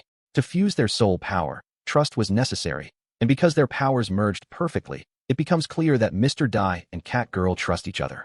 Their attack was supposed to cause huge damage, but even then, they still can't harm the opponent team, and Catgirl ends up weakened. Now Tang San gets angry and uses his 3rd spirit ring to unleash his mutated soul power, and he begins attacking them with poison stings. Tang San becomes so aggressive that he attacks without thinking, and everyone gets affected by his poison. No one is left to stand against him. So Tang San's team wins the match. Then Tang San remembers his teacher's words that he must not take anyone's life, so he prepares to extract the poison from each of them one by one. But from the opponent team, the warrior who has healing powers is told to first heal Zivo. After healing her, Tang San removes everyone's poison and the team leaves with their victory garlands. The defeated team returns to their room and sits silently, feeling sad. Their captain motivates them to learn from their failure. Meanwhile, the Shrek School kids go to the Grandmaster and begin bragging about their victory and joking around.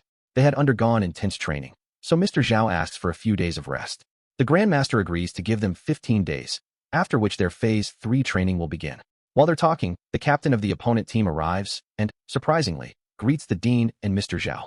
We learn that his name is Qi Ming, and he was once a student of Shrek School. The dean introduces him to the Grandmaster, and Qi Ming greets him, but the Grandmaster looks at him strangely.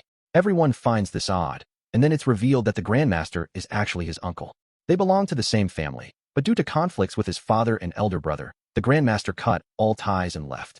Qi Ming meets his juniors, but learns this is Shrek School's last batch because the school's financial problems haven't been solved. Everyone becomes sad because Shrek School feels like a family to them, and now it's closing. The Shrek kids go to the Soul Arena to collect their credits.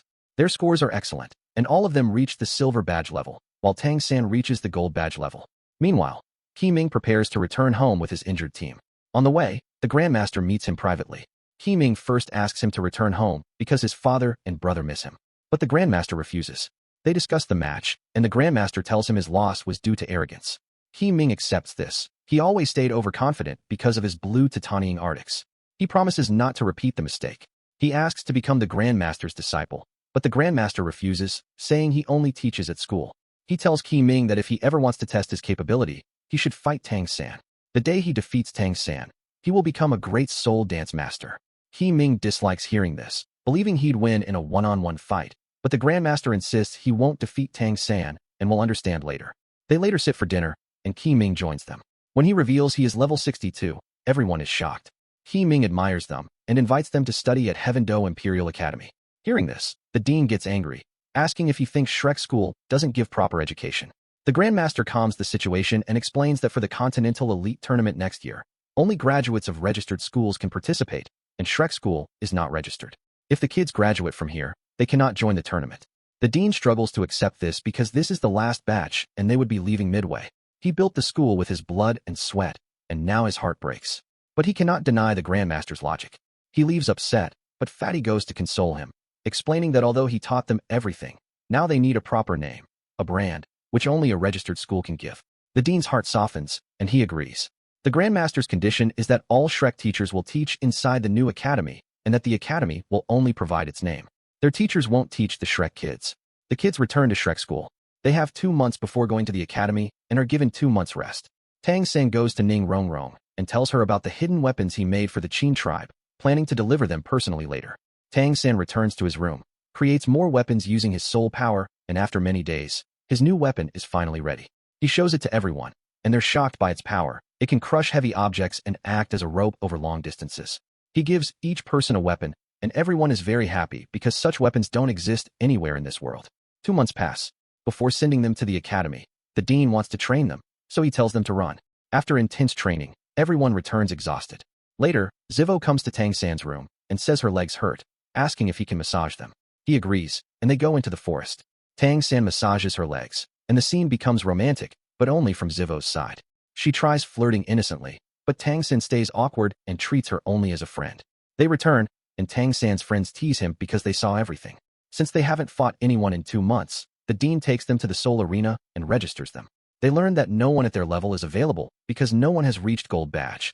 They find one team, but all members are above level 40 and either kill their opponents or badly injure them. The team is called Fiend Battle Team, and they're extremely dangerous. The Grandmaster agrees to fight them, but the dean and others are against it. They fear the Shrek kids will die. But after the Grandmaster whispers something, the dean agrees. A sponsorship is also offered. If they win, they will receive 30,000 gold coins. The Grandmaster instructs them to use their best skills and even Tang San's hidden weapons.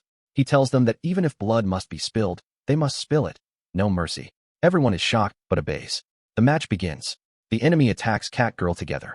Frightened, she uses Tang San's hidden weapon, and instantly the entire opponent team dies. Seeing this, the Shrek kids vomit and get terrified. They had never killed anyone before.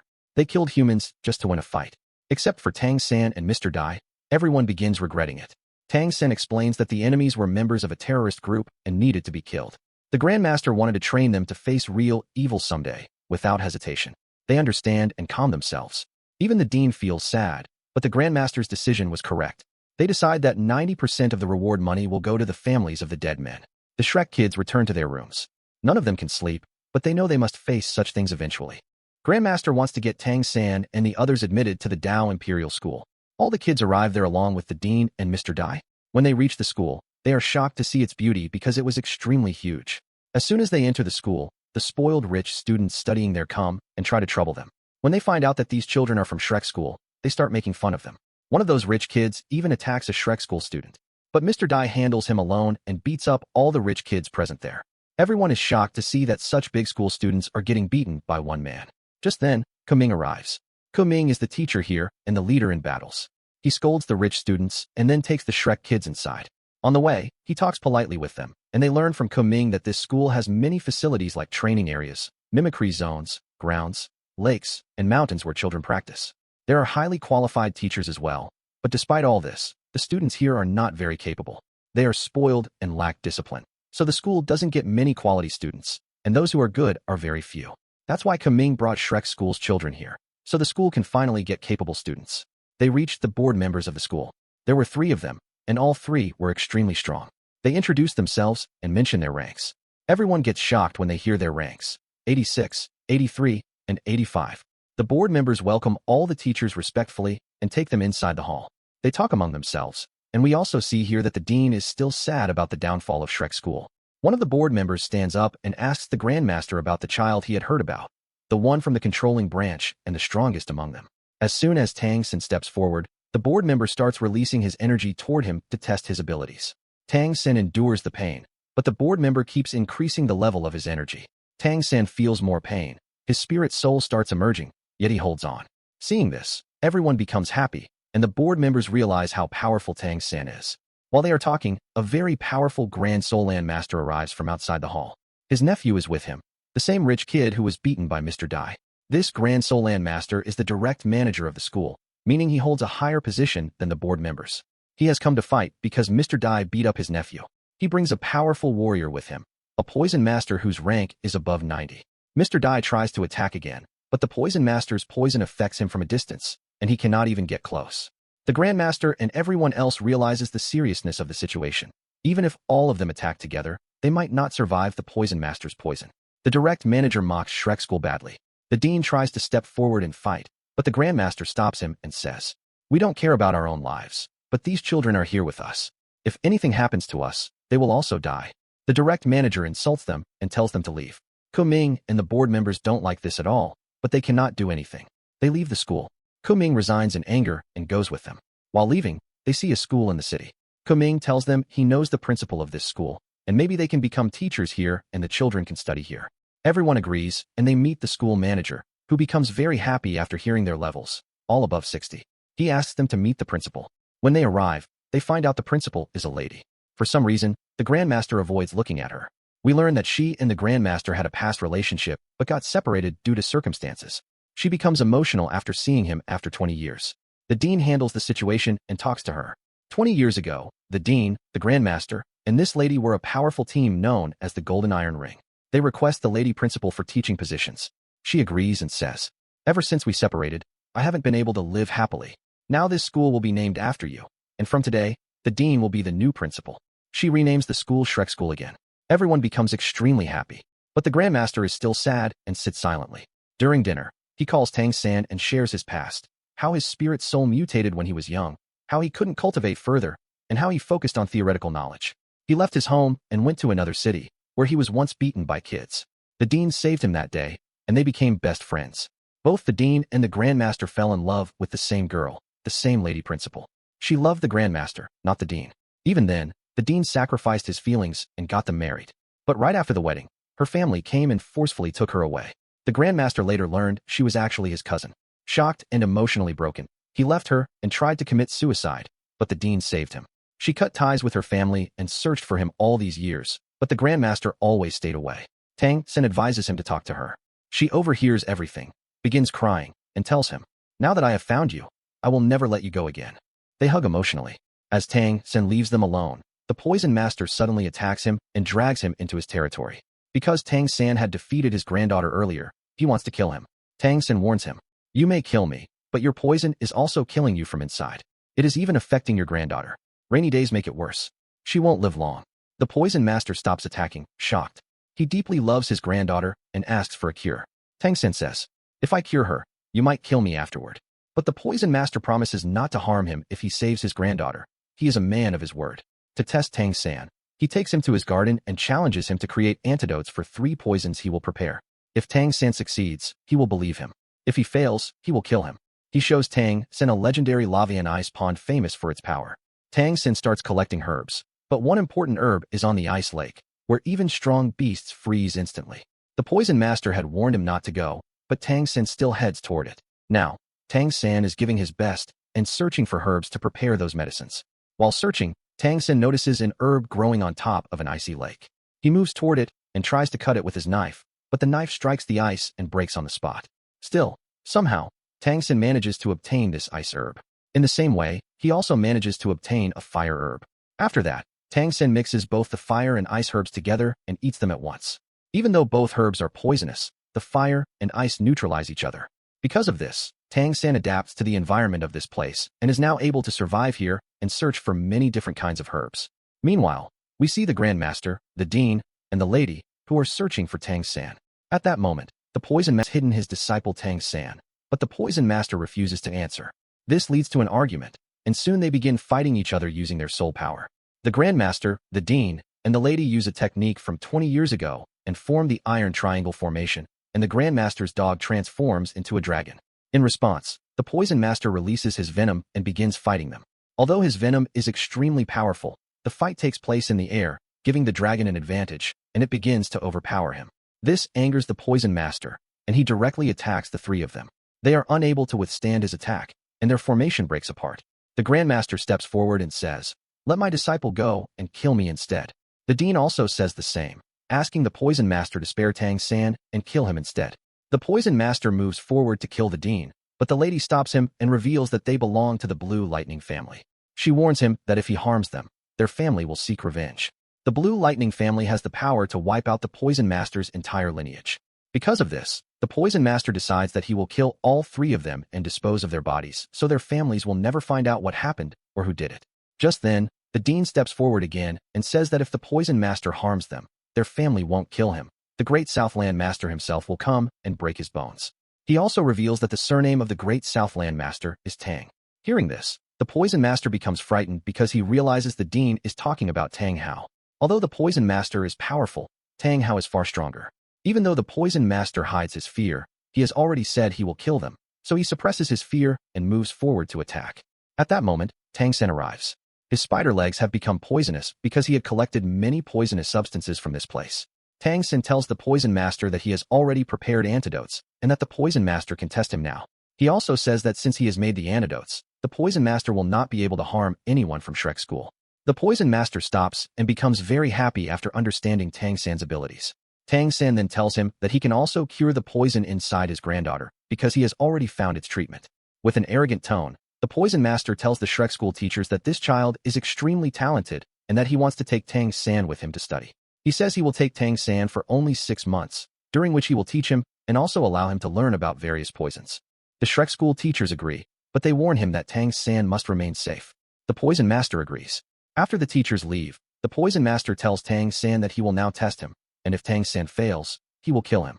Tang San is shocked and says that the Poison Master had just promised his teachers to keep him safe, so why is he talking about killing him now? The Poison Master replies mockingly, "Don't worry, I'll keep your corpse safe."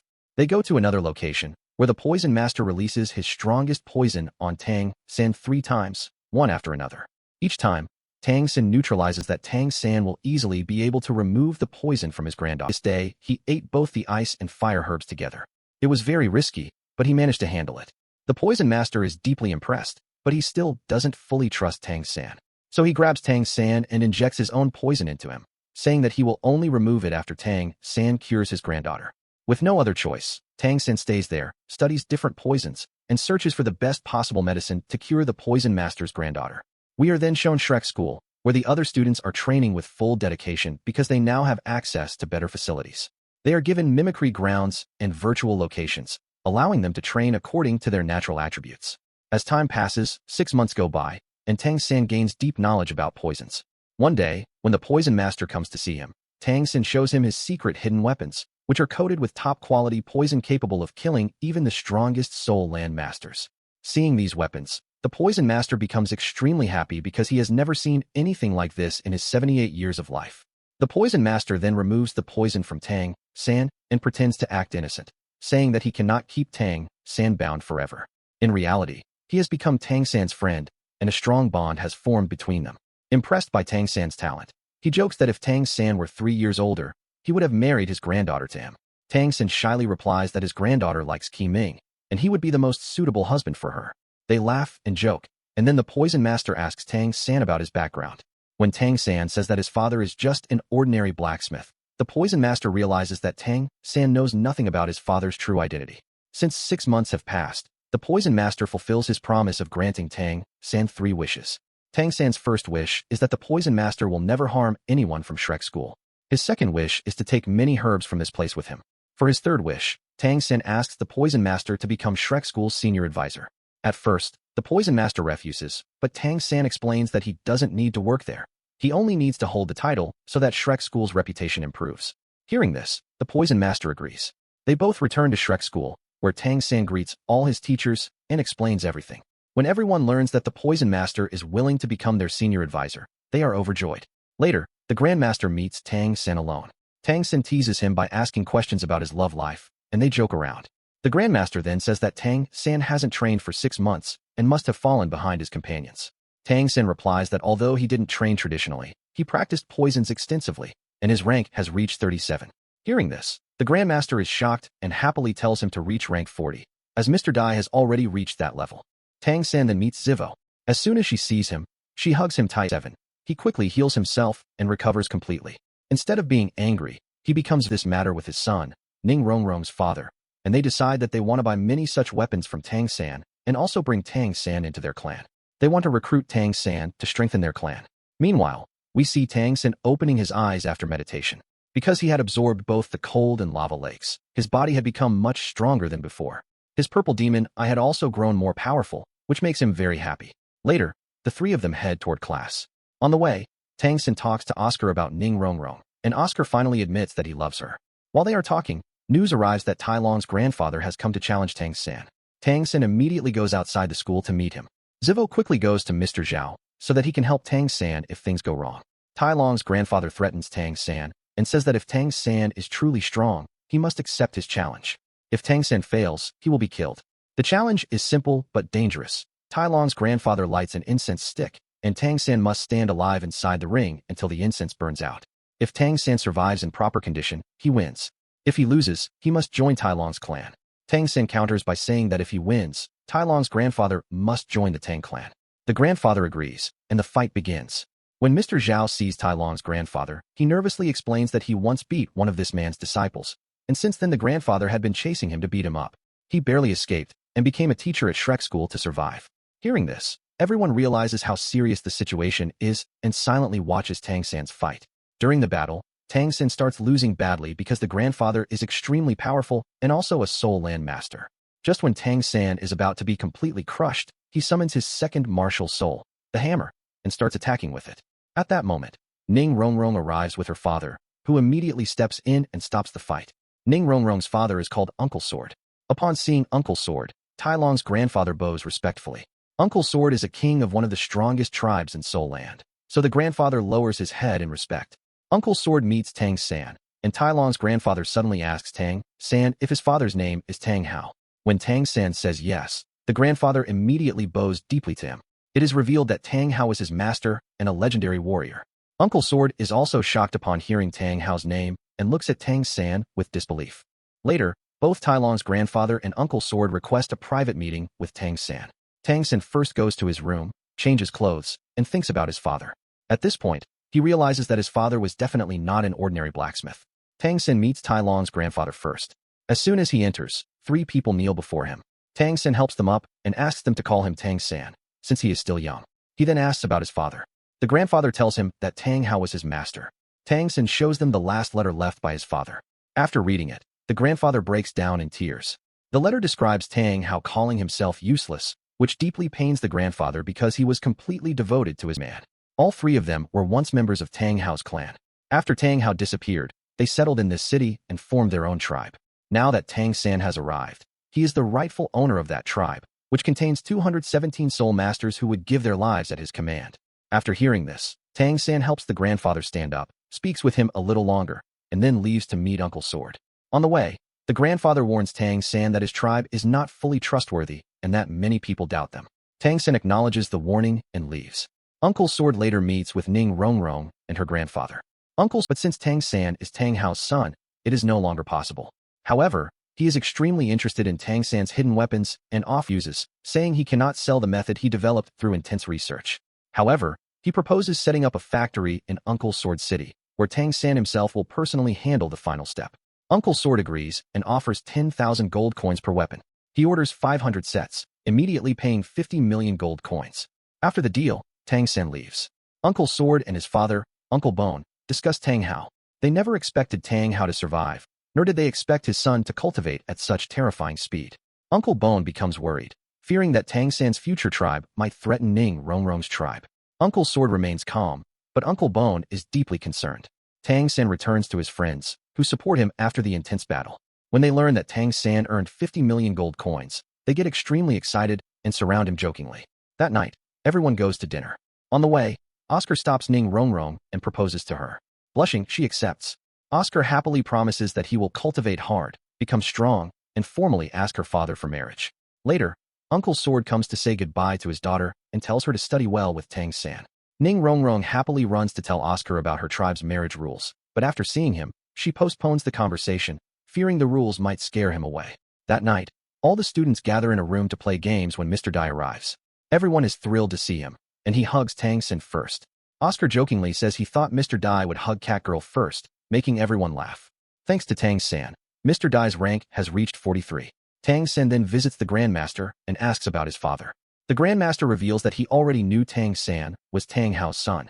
Tang Hao had once visited the school and left behind a badge representing all major Soul Land clans. The Grandmaster explains that Tang Hao and his brother Tang Xiao were among the strongest Soul Land warriors. Without formal training, they reached rank 90 and even defeated 2 Grandmasters of the Martial Hall. However, the reason behind their conflict with Martial Hall remains unknown. Tang San feels emotional thinking about his father, but the Grandmaster assures him that Tang Hao never abandoned him and even secretly visited the school. He also reveals that the person who first beat Mr. Zhao might have been Tang Hao himself. This completely shocks Tang San. They then discuss Tang San's blue-silver plant martial soul, after which Tang Master and his father forbid him from adding a spirit ring to his hammer martial soul. The Grandmaster explains that is called the Elephant Armor Team, which is known as the strongest defensive team currently present on the continent. The Grandmaster then gives them 3 options. 1. Tang San's team can forfeit the match, because if they fight this battle, Tang San and the others may become exhausted and fail to perform well in future matches. 2. Tang San's team can fight with full strength, but the probability of winning is only 1%. 3. They can fight the match, but only the strongest warriors will enter the battle. Hearing this, the dean becomes a bit depressed, because if they do not fight, they will lose their sponsorship. Arlong becomes very angry at this situation. After discussing among themselves, all the students decide that they will fight this match, because this tournament is not just about winning or losing. They will also learn that is stronger than them. The tournament match begins, and both teams are introduced. Among the chief guests present are Chief Ning Rongrong's father, and discussions arise about Hu Yanzhan, who is the master of the Elephant Armor School and the leader of the opposing team. He is extremely powerful, and so is his team. Hu Yanzhan is connected to the Martial Soul Hall. Both teams' members are introduced. From Tang San's side, the team consists of Tang San, Mr. Dai, Zivo, Catgirl, Oscar, and 2 subordinate members. The fight begins. The opposing team immediately forms a defensive formation and slowly advances toward Tang San's team. Tang San had carefully selected his teammates, because he already had a master strategy prepared for defeating a stronger team. Tang San first tries to bind them using his blue-silver plant, but they escape easily. Then, according to his plan, Tang San binds his own teammates with the blue-silver plant. Oscar eats a flying sausage and lifts Tang San into the air, causing everyone to fly up, initiating aerial combat. The Elephant Armor team is not well suited for air combat, which is exactly why Tang San chose this strategy. Tang San and the others launch their attacks from the air. Even then, the opposing team does not weaken easily, and both sides push each other back. The fight turns into hand-to-hand combat, and Shrek School begins to fall behind. Oscar is about to be beaten badly, but Tang San saves him at the last moment. Tang San realizes that they cannot win like this. He then uses his 4th spirit ring, binding all opponents at the same time with immense strength. They struggle to free themselves. Some would need 30 seconds, others a full minute. The leader of the opponent team, being the strongest, breaks free first. Now that only the leader is free, Tang San and the others attack him together. Says that only 5 major challenges lie ahead of them. These 5 major challenges are Shan Fong School, Chi Hao School, Tian Shui School, Lightning School, and the Elephant Armored School. They have already defeated the Elephant Armored School in the previous match, but 4 extremely powerful teams still remain, and they must defeat them all. Just like the Elephant Armored School had a hidden soul bone, these 4 schools also possess many hidden secrets that no one knows about. Because of these secrets, Tang San and the others may face serious danger. Soon, everyone reaches the competition ring, where today's match is between Shan Fong School and Tian Shui School. Tang San asks the Grandmaster about their soul power, and the Grandmaster explains different details about each team.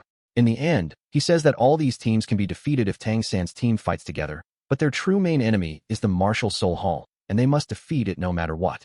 Tang San's father's disappearance is directly connected to the Martial Soul Hall. Hearing the name of the Martial Soul Hall fills Tang San with anger and motivation. He immediately goes alone to train in the heart separation control technique. As Tang San tries to reach the training ground, he suddenly realizes that he has been trapped in a time loop. No matter how many steps he takes forward, he ends up back in the same place. At that moment, he sees a strange-looking man, and Tang San instantly understands that this is an illusion meant to trap him. That strange man is the master of Kanghui School, and he has come specifically to kill Tang San, because if Tang San is eliminated, his team's victory will be guaranteed. Tang San asks him, "If I'm gone and Mr. Dai becomes the leader, will you kill him too?" The man answers yes, clearly revealing his cruel nature. The man then begins to alter reality, and Tang San suddenly finds himself standing inside a forest. The man attacks Tang San in various ways, while Tang San uses his blue-silver plant to defend himself. However, his defense is eventually broken. Seeing this, the man laughs loudly and drags Tang San into his dream world, where Tang San is forced to face his deepest fears. Tang San finds himself in his previous life, where elders are sentencing him to death for stealing secret knowledge from the elders' library. He also sees the lake, which was once being harassed by vile people. On the other side, when Zivo does not see Tang San, unaware that Tang San has already killed him. Unable to defeat Tang San, the opposing team admits defeat, and Shrek School is declared the winner. With 11 consecutive victories, they are now clear champion contenders. The defeated team, furious in their room, vows revenge. Tang San may be immune to fire, but not to wind. A Storm Soul warrior named Feng Jiao decides to eliminate Tang San. He admires an arrogant girl on his team, who promises to be his if he defeats Tang San. Motivated, Feng Jiao makes up his mind. Later, Tang San, Mr. Dai, and Qi Ming meet the Grandmaster. The Grandmaster is extremely impressed by Tang San's past life abilities, but fears that if too many teams learn his secrets, final opponents will exploit his weaknesses. Because of this, he decides that Tang San should not fight in upcoming matches. Tang San becomes upset, But Mr. Dai and Qi Ming persuade the Grandmaster that Tang Sen must continue fighting to grow stronger. Eventually, the Grandmaster agrees. Later, when all the Shrek School students are celebrating together, the Grandmaster arrives and tells them about their next opponent, the Kang Hui School team. Everyone immediately begins planning how to defeat them. The other's opponent this time is Kang Hui School. This is the same school that fought Tang San at the very beginning, where Mr. Dai stepped in and brutally defeated Kang Hui School's leader. Tang San has also killed Kang Hui School's master, and now Kang Hui School is about to fight Shrek School inside the arena. Tang San and the others begin heading toward the ring. But on the way, Feng Xiaotian stops them. Feng Xiaotian is the same guy who has been told to defeat Tang San, because if he manages to beat Tang San, the girl he likes will become his girlfriend. He repeats the same nonsense again, and Tang San and the others immediately realize that this guy is clearly a mental case. Soon after, both teams are brought face-to-face inside the ring, and they begin displaying their soul power. Kang Hui School has 7 fighters, and all 7 of them combine to form a special formation called 7-in-1 Martial Soul Fusion Skill. The opponent team first releases dense fog across the arena. Because of this fog, Tang San and the others are unable to see anything. Then Kang Hui School begins creating illusions to confuse them. Tang San's team has no idea where to attack, because they cannot even see their own teammates, let alone the enemy. Kang Hui School truly hates Tang San and Shrek School from the bottom of their hearts. They are not trying to win the match, they are trying to kill them. To do this, they flood the entire arena with fog, so much so that even the audience and judges cannot see what is happening inside. Dean Flander tries to stop the match because he knows Kang Hui School intends to kill Shrek School. However, the Grandmaster remains calm, knowing that Tang San can easily handle such attacks, and he stops the Dean from interfering. Tang San has already understood Kang Hui School's strategy and realizes that this school is like a monster. He quickly forms a plan. Kang Hui School's students move behind Shrek School members using illusions and begin stabbing them with knives. At that exact moment, Tang San throws his teammates away using the blue-silver plant and releases an enormous burst of high-intensity energy in all directions. The energy is so powerful that Kang Hui School's fighters don't just get injured, they lose consciousness instantly. They will not recover for many years. The fog slowly clears. Tang San pretends to be injured, and his teammates understand immediately. They also come out acting injured, performing Oscar-level acting. Everyone believes Kang Hui School is dead, but the referee checks and confirms that they are still breathing. Many people start calling Tang San cruel, while another group argues that he isn't cruel at all, because Tang San himself was injured too. And in a battle like this, how badly someone gets hurt depends on luck. In other words, Tang San is deliberately gaining sympathy. The audience didn't see what actually happened inside the fog, but they can roughly guess.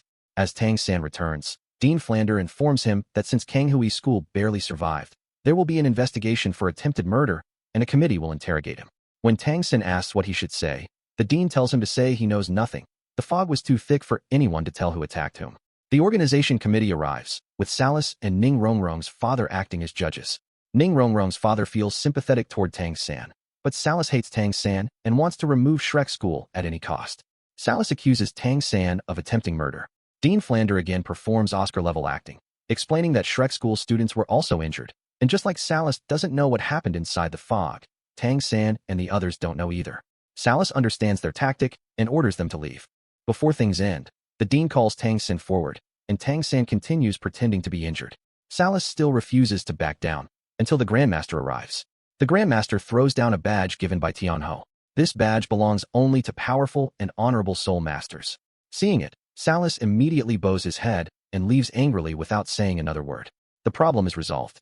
However, Arlong becomes angry with the Grandmaster, believing that the badge was given to him by a woman and assuming he still has a connection with her. The Grandmaster calmly explains that Tang San's father gave him the badge, and Arlong finally settles down. The identity of that woman will be revealed later. Tang San then withdraws from his next 2 matches, pretending to be badly injured. After officially losing 2 matches without fighting, he decides to participate in the 3rd match, which is against Tuansher School. All the Shrek School students are in their room when Feng Xiaotian shows up again, annoying everyone and declaring that after a few matches, he will defeat Tang San. He continues irritating the team with his childish behavior. Meanwhile, Tian Shui School's team appears, consisting entirely of girls. One of the girls instantly takes a liking to Mr. Dai. This is Shrek School's final preliminary round match, and if they win, they will be promoted. Their opponent is Tian Shui School, an all-girls team. Mr. Dai feels a little shy, and everyone laughs.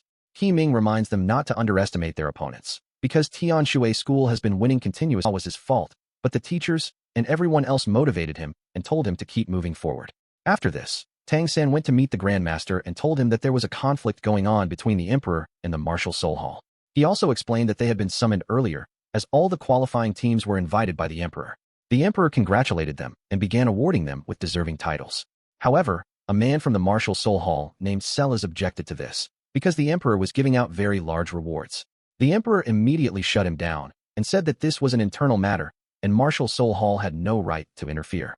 Sellers was badly humiliated, and out of spite, he allowed the use of Millennium Soul Beasts in the upcoming rounds. His real intention was to make Tang San fight against the Martial Soul Hall Academy and ensure Tang San's defeat. Hearing all this, the Grandmaster was shocked and moved forward. Suddenly, the same girl who wanted to defeat Tang San earlier appeared. She challenged Tang San to fight without using martial souls. Tang San replied that he was unavailable and tried to walk away. This made the girl furious, and she tried to attack him from behind, but Tang San easily dodged her attack. The girl was completely humiliated. Zivo and the others then left the area, and the girl finally understood that she could not defeat Tang San like this. Her school had also qualified, and she still had another chance to fight Tang San in future matches. Zhao Feng also arrived and comforted her, promising that he would destroy Shrek School in the upcoming matches. Later, we see Shrek School sitting together in a room when Tang San arrives and tells the Grandmaster that he wants to train alone. Their next matchup was 1 month away, and everyone needed training. The Grandmaster allowed Tang San to leave alone and took responsibility for training the rest of the students himself. While alone, Tang San began blaming himself again, thinking that the draw happened only because of him. He started wondering what he really had besides his 4 spirit rings and the ice and fire herbs, both of which were now banned from use. He became worried, wondering what he would do next, since his main weapons were no longer allowed. He then began to look deeper into his own talents and decided to consider using poison. However, he felt that relying only on poison would not be right. The only thing left was his hammer martial soul, and he decided to start cultivating it seriously. On the other side, we see the Poison Master when a man suddenly appears before him, someone who looks like his sworn enemy. It is revealed that 10 years ago, this man had tried to kill the Poison Master, but the Poison Master survived. The man's name is Zhu Hua, and back then, the Poison Master was saved only because Prince Zhu's patrol team arrived in time. Now, 10 years later, they face each other again, and the Poison Master wants revenge. A fight breaks out, and the Poison Master begins to lose. At that moment, he remembers the secret weapon given to him by Tang San, specially made for him. Using that hidden weapon, the Poison Master injures Zhu Hua and defeats him. Afterward, the Poison Master thinks about Tang San, realizing that he won only because of him. He goes to Tang San and sees him looking depressed. When he asks the reason, he used the weapon with his strongest poisons and demonstrates it by destroying a tree instantly. This gives Tang San a sudden idea to integrate hidden weapons into his blue-silver plant. He becomes extremely happy and gives the Poison Master even more hidden weapons. Meanwhile, Zivo misses Tang San and wants to meet him. The Poison Master later tells Tang San that since he is qualified, he will surely achieve 3rd position in the tournament. This sounds strange to Tang San, so he asks why not 1st or 2nd place. The Poison Master explains that Martial Soul Hall has always been the champion of this tournament. Martial Soul Hall has many powerful Soul Land Masters, and even the man who fought the Poison Master belonged to Martial Soul Hall. Their juniors this year are stronger than ever and are guaranteed to win. The Poison Master also tells Tang San about the prizes, 3 soul bones. Meanwhile, we see Sellers checking Tang San's files, when someone informs him that the Poison Master will be the chief guest of the tournament. The Poison Master advises Tang San to give up the competition, warning that they will try to kill him. Tang San refuses, saying he will not quit without fighting. The Poison Master leaves. Suddenly, Zivo appears and attacks Tang San, wanting to fight him again. Tang San agrees, and during the fight, they grow closer and start sharing romantic moments. Suddenly, they hear a thunderous sound from Shrek School and rush there. They see Erlong conducting extremely intense training, causing the lightning-like energy. The students are exhausted, but Erlong is so strict that they cannot protest. Tang San and Zivo join them. Their task is to complete 3 rounds, while Erlong tries to stop them. Eventually, Erlong attacks them directly using her spirit ring, and all students fight her together. Erlong is incredibly powerful, but Tang San unleashes his full potential, traps her in a blue-silver cage, and strikes her with his hammer, finally defeating her. Everyone is shocked. This new ability is called Blue-Silver Spike Formation, a mutated version of Blue-Silver Cage, developed with Zivo's help. Erlong refuses to accept defeat, but the Grandmaster calmly explains that she has lost. The next day, they enter the Imperial Hunting Ground and are amazed by its beauty. Shrek School is treated with great respect and given their own campus. Everyone is extremely happy. Later, Uncle Ning and Prince Yu arrive to meet Tang San. Prince Yu asks Tang San to call him brother. After introducing themselves, Uncle Ning told the dean that he wanted to send more children from his tribe to Shrek School, because Shrek School had turned Ning Rongrong into an excellent warrior. He needed more strong warriors in his tribe, so he wanted to send more of his tribe's children here. Hearing this, the dean became extremely happy because it meant Shrek School would receive a lot of funding from the Qibao tribe. He happily agreed, me, my entire school will surrender. If you lose, you must stay away from Haobu forever. Tang Sheng has no problem with this condition, but he cannot make such a decision alone for his team, so he initially refuses. However, Mr. Dai and the Grandmaster allow him to decide. We then see Haobu secretly watching Jifeng, becoming emotional upon seeing his love for her. The next day, the match begins, and both teams face each other in the ring. From Shrek School, Tang Sen stepped into the arena, while from Kangoo School, Xiao Feng came forward to fight. Xiao Feng was already filled with anger because he believed that Tang Sen liked Hao Wu. As soon as the fight began, Xiao Feng launched a fierce attack on Tang San. Xiao Feng was extremely strong. Using his first and second martial souls, he started overpowering Tang San. Tang San tried multiple times to bind Xiao Feng using his blue-silver plant, but every time, Xiao Feng used his intelligence and immense power to break free from the blue-silver plant. Xiao Feng released blades formed from his soul power, and they were incredibly powerful. Although Tang Sen managed to dodge them, whenever one of those blades struck the wall was completely shattered. Xiao Feng began brutally beating Tang San. At times, Tang Sen managed to gain the upper hand, but every single time, Xiao Feng escaped and counterattacked. Everyone started getting scared because it looked like Tang San was about to suffer his first ever defeat. During the fight, Xiao Feng became even angrier. He released his wings and began fighting in the air. This combat technique was called Gale Devil Wolf 36 Continuous Chops, and until now, no opponent had ever survived this technique. Tang San realized that he was about to lose. So, he decided to use his final weapon. Tang San released his second martial soul, the Clear Sky Hammer, Hao Tian Hammer, and used it for defense. The moment everyone saw the Clear Sky Hammer, they were completely shocked. Everyone understood that Tang San was none other than Tang Hao's son. Tang Hao was known throughout the entire continent as a legendary Grand Soul Master. When Salus, a high-ranking member of the Martial Soul Hall, realized this, he immediately called one of his men and whispered something into his ear. Ning Rongrong's father noticed Salus' actions and instantly understood that Salus was planning something dangerous. Inside the ring, Xiao Feng continued attacking Tang San with his powerful technique. But Tang San used random hammering in the air to counterattack. Thick smoke filled the arena, and when the smoke cleared, everyone saw that Tang San had won the battle. Tang San then cleared the misunderstanding with Xiao Feng and told him that he had no feelings for Hao Wu and did not like her at all. Hearing this, Xiao Feng happily accepted his defeat and left. Tang San was badly injured, and his friends carried him away. The emperor arrived and announced that 15 qualifying teams would advance to the finals. He gave special congratulations to Shrek School, as they had not lost a single match. Prince Shui also came forward to greet them. On the other side, we see the Grandmaster riding a horse in great haste, heading somewhere urgently. A little later, the dean goes to Erlang, who is angry because the Grandmaster left her a letter saying that he was going to meet another woman. The dean explains that the Grandmaster had gone to bring something special for Tang San, and Erlang should trust him. However, Erlang still couldn't control her emotions and remained worried. Soon, the royal army arrives to escort all the schools to Martial Soul City, where the finals would take place. All the teams begin their journey with the royal army. Elsewhere, we see a mysterious woman inside a palace, ordering her two subordinates to kill a specific person. Meanwhile, the students traveling with the royal army chat among themselves. Tang San says that the teams they defeated so far were not their real competitors. Their true competition would be the Martial Soul Hall team, whom they would face in the finals, and they needed to prepare for that. Later, the dean informs them that although the finals were originally supposed to be held at the previous arena, Salus suddenly changed the venue to Martial Soul Hall City. This made everyone suspicious, but they decided to focus only on the upcoming matches. Elsewhere, Xiao Feng goes to Hao Wu and apologizes, saying that he failed to defeat Tang San for her sake. Hao Wu is not angry. Nervously, Xiao Feng asks about their relationship. Smiling happily, Hao Wu invites him into her carriage. Everyone becomes happy, realizing that Hao Wu has accepted Xiao Feng.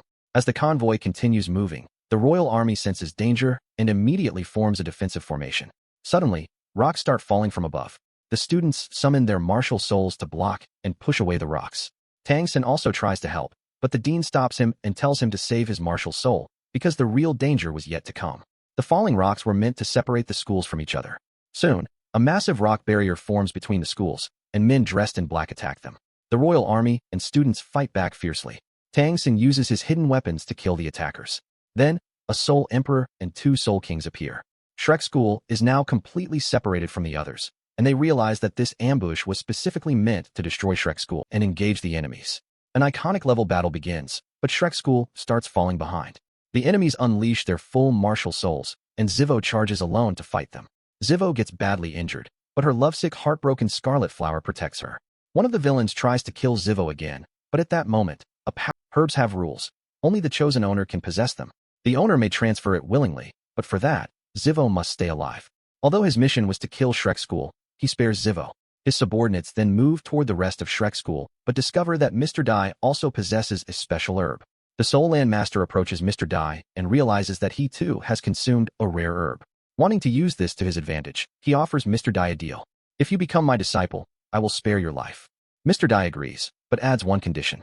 My partner, Cat Girl, must also become your disciple, and you must spare her. The Soul Land Master agrees. Mr. Dai then insists that his entire team must become disciples. One of the subordinates objects, saying this would fail their mission to destroy Shrek School. The Soul Land Master gives an evil smile and says, I'll make all of them my disciples, but one of you must die. Meanwhile, we see the Grand Master entering the sacred temple of Martial Soul Hall, showing the badge that Tang San had given him to gain entry. His plan was to train the rest and force them to work under him. However, because his mission was to eliminate Shrek School, he had to kill at least one person. So now, he starts deciding who should die. Before he can act, Tang San steps forward and says that they should kill him instead. But Mr. Dai immediately stops Tang San and tells him to step back, saying that they are all one team, and if he kills even one of them, they will all fight him together. The Soul Land Master laughs at this and immediately releases his energy, attacking Tang San directly. But just in time, Erlang arrives to protect Tang San. Erlang is furious and warns him that if he harms Tang San, he will die instantly. The Soul Land Master is not afraid of Erlang at all because he is extremely powerful. Soon, the Dean also arrives, and another battle begins. However, the Soul Land Master easily defeats both the Dean and Erlang. Meanwhile, on the other side, we see the Grand Master entering the sacred temple. Inside, a woman is seated, the very woman who controls Martial Soul Hall. She is extremely dangerous. When she sees the Grand Master, her reaction makes it clear that they share a past connection. However, she now deeply hates him. Why this is so will be revealed later. The Grand Master speaks to her formally and asks how she managed to handle 2 Martial's rank increases, and she finally reaches rank 40. Everyone becomes very happy seeing this. Erlang becomes so excited that she immediately hugs Zivo, and then takes her toward the forest, because she wants to personally find a suitable soul beast for her daughter, Zivo. Even though reaching rank 40 should have made Zivo happy, she looks slightly confused. When Oscar brings up this doubt in front of Tang San says that maybe Zivo is missing her father, indirectly referring to the Grandmaster. The students continue their training, while Erlang leaves with Zivo. In the evening, Erlang returns, and by then, Zivo has already obtained her 4th spirit ring. Tang San thanks Erlang for helping Zivo obtain the 4th ring, but Erlang explains that she didn't help Zivo get it. In fact, Zivo had gotten separated along the way, and by the time Erlang found her, Zivo had already obtained her 4th ring on her own. Everyone is shocked upon hearing this. Zivo explains that she encountered an injured soul beast and obtained the spirit ring from it. While they are still talking, the Grandmaster arrives. Seeing him, all the students become very happy. The Grandmaster then explains the rules of the finals. He tells them that there are 33 teams in the finals, including a team from Martial Soul Hall, which will be their most challenging opponent. The Grandmaster then explains different battle strategies and formations, telling them when and how to use each one. After that, all the students go back to their rooms. Erlang stays behind to talk privately with the Grandmaster and asks him about BB Dong. The Grandmaster tells her that BB Dong hates him and that she may try to hurt Erlang in order to hurt him, so Erlang must, as long as he is with her, no one can harm her. The scene then takes on a very romantic tone. The next day, all the teams enter the arena, and the finals officially begin. Before the matches start, Tang San and the others receive shocking news. Giant House School has disbanded its team and merged with Feng School.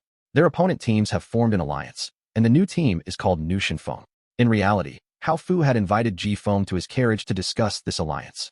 They decided to join forces so they could become stronger and defeat Tang San.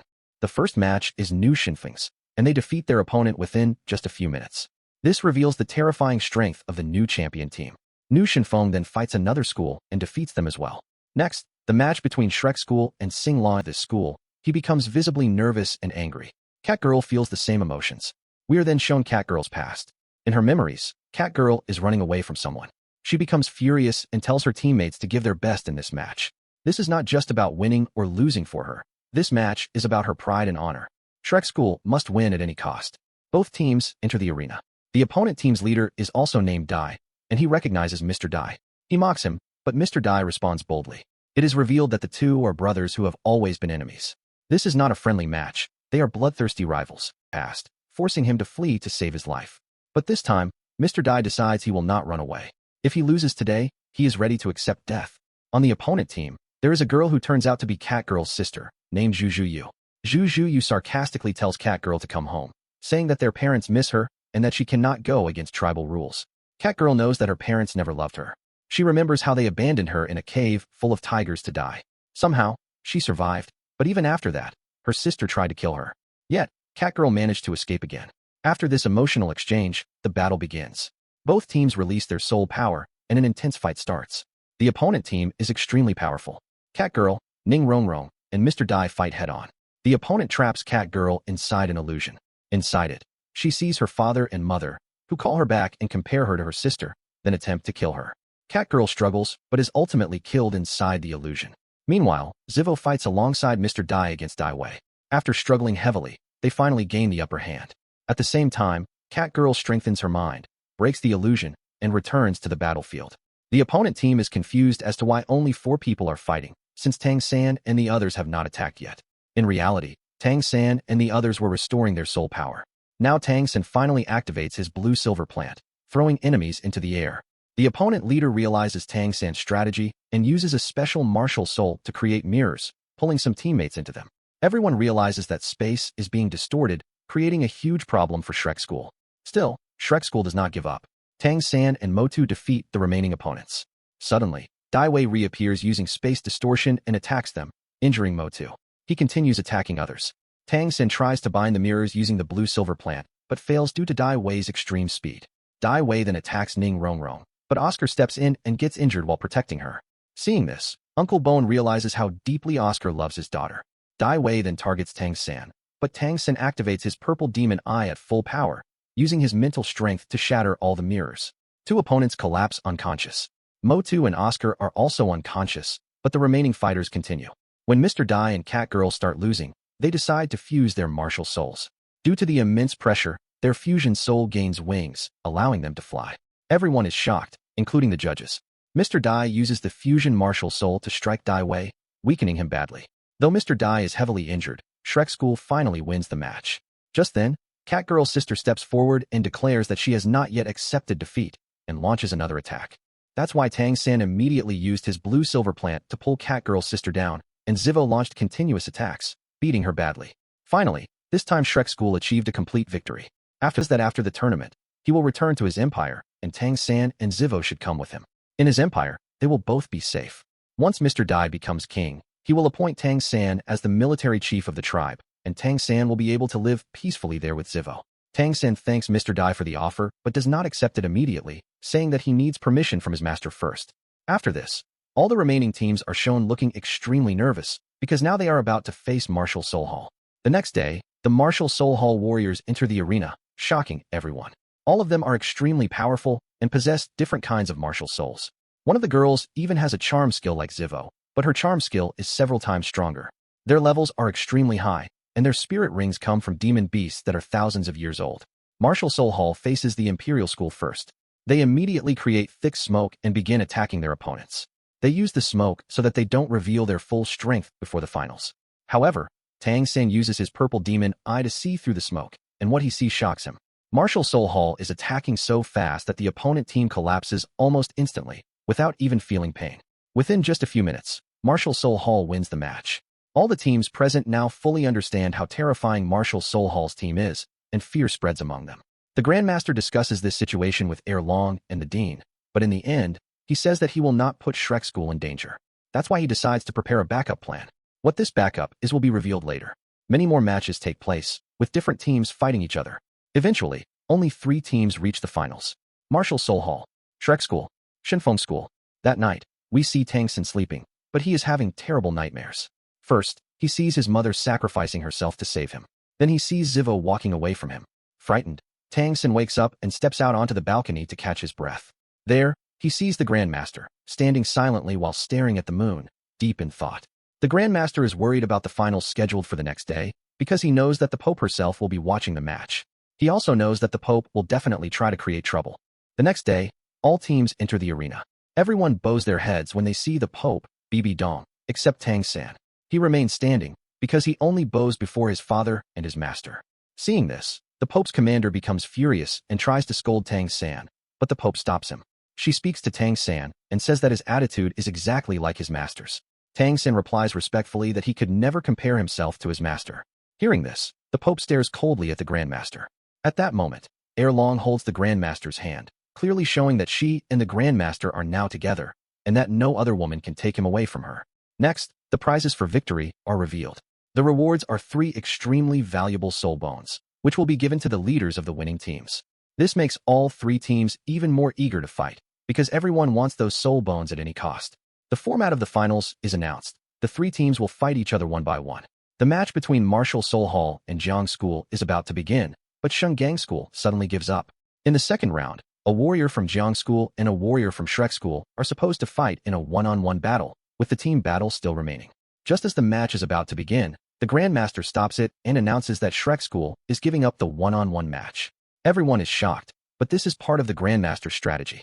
One-on-one battles will not decide the final winner, and the Grandmaster does not want Shrek School to waste their soul power. Now the one-on-one battles are over, and the grand final is about to begin. Shrek School must perform extremely well, because their goal is to secure the #1 position. That evening, the match between Shengfeng School and Shrek School begins. Shengfeng School wants to defeat Tang San and secure either first or second place in the tournament. Both teams face each other and launch attacks.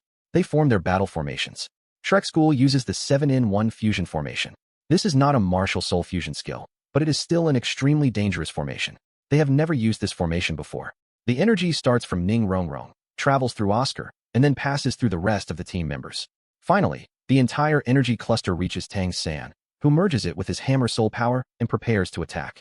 The opponent team is stunned when they see this formation. However, they quickly notice that the formation begins with Ning Rongrong, who is the weakest in direct combat. Because of this, they target Ning Rongrong and Oscar and launch an attack using a technique called the 37 successive attacks. Seeing this attack, Tang San counters it with his hammer. Shrek School formed the 7-in-1 fusion formation and transferred all their power to Tang San. After receiving that power, Tang San used his hammer martial soul and attacked Jiao Feng. Jiao Feng was an extremely powerful warrior, but he could not withstand Tang San's strike. After struggling for a long time, he was finally defeated. Seeing Tang San's power, everyone was shocked. However, the Grandmaster looked somewhat sad, and the reason for this would be revealed later. Shrek School won the match, and the Grandmaster came to Tang San and praised his tool soul form. But deep inside, the Grandmaster felt sorrow. He told Tang San that he should not have used the tool soul form today. If the Grandmaster had known Tang San possessed this power, he would never have allowed him to use it. Because if Tang San had used this tool soul form against Martial Soul Hall, his chances of victory would have risen to 70%. But now Martial Soul Hall had already seen this power, and they would surely find a counter to it by tonight. On the other side, we see Bibi Dong advising her warriors. She had already created a plan to break Tang San's tool soul. Their master arrives, inspires the warriors, and then threatens them, saying that if they lose tomorrow's match, he will send them for 3 years to the disorienting Grand Canyon, a place filled with deadly beasts where only ghosts can survive. Meanwhile, the Grandmaster realizes that Mar's reason to kill the remaining Shrek members. She let them go. Everyone then left the secret temple, which had been the pride of Martial Soul Hall, but was now completely destroyed. The Grandmaster realized that Martial Soul Hall would not stay silent, and great troubles awaited Tang San in the future. Still, since Tang San was now with his father, the Grandmaster felt relieved. Shrek School began returning, and all the children praised Tang San's father. Motu even considered him his hero. The dean said that if Tang Hao had not arrived, none of them would be alive today. Chief Ning then said farewell and took her daughter back to the tribe, since everyone had graduated. Oscar requested permission to join the Bao Amber tribe, and Chief Ning happily agreed. Ning Rongrong thought that now she should explain those rules to him, the details of which will be revealed later. Chief Ning invited the other children to his empire, but Mr. Dai politely refused, saying he and Catgirl would return to their own empire. Motu said he wanted to stay free like Tang San, travel the world, and later return to serve Shrek School. The dean became emotional, and everyone said their farewells. It was a deeply emotional scene. Everyone then went their separate ways. Later, Xiao Wu woke up from unconsciousness and saw Tang San still unconscious, along with Tang Hao. She greeted Tang Hao, but he sadly said, "I am a Soul Land Master. I should capture you and kill you to give your spirit ring to Tang San so he can become stronger. But I will not do that." Xiao Wu asked if it was because she and Tang San love each other.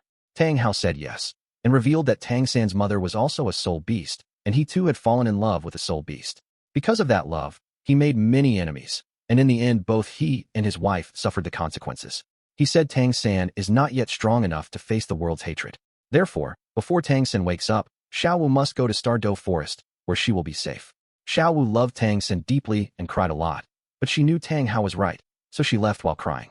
After some time, Tang Xin woke up, felt happy seeing his father, and then looked around for Xiao Wu. His father told him, "She has already left." Hearing this, Tang San was completely shocked. His father sits beside him and tells him that he must become stronger, and when he becomes the strongest, he will be capable of protecting Xiao Wu, and only then will he be able to gain her. Tang San understands his father's words. Tang Hao then asks Tang San, "I kept you away from me for 8 years. Are you angry with me?" Tang San refuses and says that children should never complain about their parents. Hearing this, tears fill Tang Hao's eyes, and he hugs his son. Tang Hao then explains that Tang San still has a lot to learn about the continent and politics, but the time has not yet come. First, he must become strong, and only after becoming strong will he be able to learn everything related to martial souls. Tang Hao decides to personally train Tang San and make him stronger. Although the Grandmaster could also train him, Tang Hao will teach 67 wins. The girl sarcastically tells Tang San not to make friends here. He does not understand yet, but soon he will. The match begins. Tang San reveals his Tian Hao hammer, shocking everyone. Hu Laiina is reminded of Tang San, though she still does not recognize him. A gang attacks him together, but Tang San fights using his hammer and defeats them one by one. Stronger warriors are killed using his hidden weapons, which he has further improved. As time passes, Tang San becomes stronger day by day, increasing his score. Hu Laiina, the strongest warrior there, now has a true competitor and carefully analyzes all his matches. In another match, powerful opponents arrive with shields against hidden weapons and defenses against the hammer, thinking they can defeat him. But Tang San uses Ghostly Trace, fights one-on-one, and instead of breaking armor, he pushes enemies into lava. One enemy survives using rope abilities and binds Tang San, but Tang San selects the perfect hidden weapon, cuts the rope, and kills him instantly. Everyone is stunned by Tang San's power, believing he is as strong as the King of Slaughter. He has already won 67 matches in just 1 year, causing fear everywhere. All gangs unite to attack him outside the arena, but Tang San kills 100 men alone, though he is injured. Meanwhile, the messenger reports to the Slaughter King, saying the Shura King has won another match and is incredibly powerful. Even great masters cannot defeat him without soul power. She believes he will win all 100 matches. His true identity and story will be revealed later. On the other side, Hu Laiina continues killing opponents in the Hell Arena while Tang San analyzes her strength. Later, news spreads that the Shura King has completed 99 matches. Now we learn that the Shura King is none other than Tang San, because he kept winning matches one after another. Tang San is sitting in a room, and Hu Laiina comes to him. She wants to form a team with him and work together. She is holding a red liquid, which is given to champions here, and drinking it is considered a matter of pride. This is the same Netherlands short. She tells Tang San that she understands he is here for training and must leave this place alive. So she suggests that they team up and escape together. Tang San replies that she belongs to the Martial Soul Hall, while he belongs to the Hao Tian tribe, and these two have always been enemies. How can he trust that she will not betray him? Hu Laiina says those things belong to the past. They are the new generation, and that conflict exists in the outside world, while right now they are here, and first they must escape alive, which requires cooperation. She then reveals the secrets of this place. Soon they will be taken into the Hell Road, which is toxic with sinister spirit energy, and they will face great difficulty there. But if they cross Hell Road, they will receive the title of Death God, and afterward they will be able to absorb sinister spirits. Tang San now understands why his father sent him here. He asks how she is so sure about this knowledge. She says it is because she knows someone who has already obtained this title. Tang San realizes she is talking about Bibi Dong. She asks for his final answer about forming a team. Tang San thinks, and they continue talking. Soon, Tang San arrives for his 100th match. This time, many powerful warriors stand before him, actually Soul Land Masters. If you wonder why Tang San never fought Hu Laiina, the reason is, once a warrior wins 50 matches, they never fight another warrior who has already won 50. Before 50 wins, Tang San had no chance to face her, and after 50, it became impossible. All the warriors attack Tang San together, and he counterattacks using his hidden weapons. After an iconic battle, Tang San wins. Everyone becomes very happy seeing his victory, and the Slaughter King arrives, praising Tang San. Tang San realizes the Slaughter King must be a very powerful Soul Land Master. Hu Laiina also arrives, and we see their earlier conversation again. While speaking to Tang San, she had been drinking too much of the liquid. Tang San tells her the liquid is poisonous. Hearing this, the glass falls from her hand. Tang San explains the liquid intoxicates the mind, and drinking too much can even drive a person insane. It is given so that if champions enter Hell Road, they remain mentally unstable and make a fatal mistake, dying there. The Slaughter King does not want anyone else to gain the Death God title. Tang San says the poison inside her is still low and gives her medicine, which she takes. She comes closer to him, suggesting she may have started liking him. She asks his real name. Tang Xin tells her his name is Tang Yin and removes his mask. Seeing how handsome he is, she becomes shy. Inside the arena, the Slaughter King congratulates them because both have won 100 matches. He declares them champions and says they may leave anytime, and his door will always remain open for them. Both are shocked because after winning 100 matches they had planned to go to Hell Road. But since the Slaughter King does not want another death god, he had removed the Hell Road trial. Neither Tang San nor Hulaina likes this, because Hulaina came to train in Hell Road. Tang San came to absorb sinister spirit energy there. So they both insist they will not leave and want to enter Hell Road. The Slaughter King is surprised, but he cannot break the rules, so he opens the path, and both fall into Hell Road. Inside, they are shocked to see Netherland Short flowing like a waterfall, the power source of Slaughter City. Small bridges hang above, seeing them in danger. Tang San and Hulaina attack together, but the leader has regeneration, instantly healing from damage. Hidden weapons and hammer strikes fail, as it keeps healing stronger. Tang San analyzes its body, discovers the weakness, and launches a combined attack, destroying it piece by piece so it cannot heal, and it falls into lava and dies. Moving forward, they encounter a giant serpent. They try to escape, but it keeps chasing, forcing Tang San to fight. Using alcohol fire, hammer techniques, and teamwork, they struggle intensely. Finally, Tang San strikes the serpent's eye with the Tian Hao hammer, killing it. A massive energy shockwave spreads, even reaching Tang Hao far away, who realizes his son's location and remembers his own past battle in Hell Road. But Tang San becomes affected by sinister energy and nearly attacks Hulaina. She stops him, and he regains control using the blue-silver domain. As they continue, Hulaina begins to fall in love with Tang San. But the sinister effect returns, making her hallucinate Tang Yin as Tang San, and she attacks him. Tang San refuses to fight seriously, because if she loses, she would be trapped here forever. He even considers it better to die by her sword. But when she sees his face, her heart stops her, and she embraces him instead. Tang San realizes the real danger here is not external, but the inner demons of fear and anger. He throws a special herb into the lava, reducing the sinister essence effect. Hulaina loses consciousness, so Tang San carries her forward. Tang Shang's blue-silver plant had a length of 100 meters, but the upper wall was 120 meters high, which meant he could not grab the wall and make the jump. A dragon was also approaching him, so Tang Shang had to think of something quickly. At that moment, he took out one of his hidden weapons. This hidden weapon was a crossbow rope with a range of 70 meters. Tang Shang then merged the blue-silver plant with the hidden weapon and leaped forward. Because of Huilina's weight, he was unable to reach the other side at first. However, he did not give up, and after struggling with great effort, he finally reached the other side and returned to the real world. Now both of them received the title of the God of Death. Huilina regained consciousness and thanked Tang Shang, because if she had been alone, she would have died on Hell Road. She had fallen in love with Tang Shang, but she knew that her future could never be with him, because the Pope of Martial Soul would never allow a relationship with the Hao Tian tribe. Thinking this, she felt deep regret and wished she had never been in Martial Soul Hall. After this, Huilina left, and Tang Shang saw his father. Tang Shang learned that his father had also obtained the Dead God domain and had come here before. The heinous essence that Tang Shang had acquired had not only made him look dangerous from the outside, but it had also greatly increased the anger inside him. Because of this essence, Tang Shang could not calm his rage and had become irritable very quickly. His father already knew that this would happen because of the heinous essence, so he decided to take Tang Shang to a special place. Tang Shang asked him to now tell his past story, since he had already completed training in the slaughterhouse. Tang Hao replied that Tang Shang was still not worthy, and that he still had to train at one more place. Only after training there would he meet the requirements to hear everything. Meanwhile, on the other side, two soul masters sent by the Pope arrived to take Huilina back. Tang Shang and his father reached a special academy where many girls were present, along with some boys. Tang Shang could not understand what he was supposed to learn there. The place was called Obscure Full Moon Marks.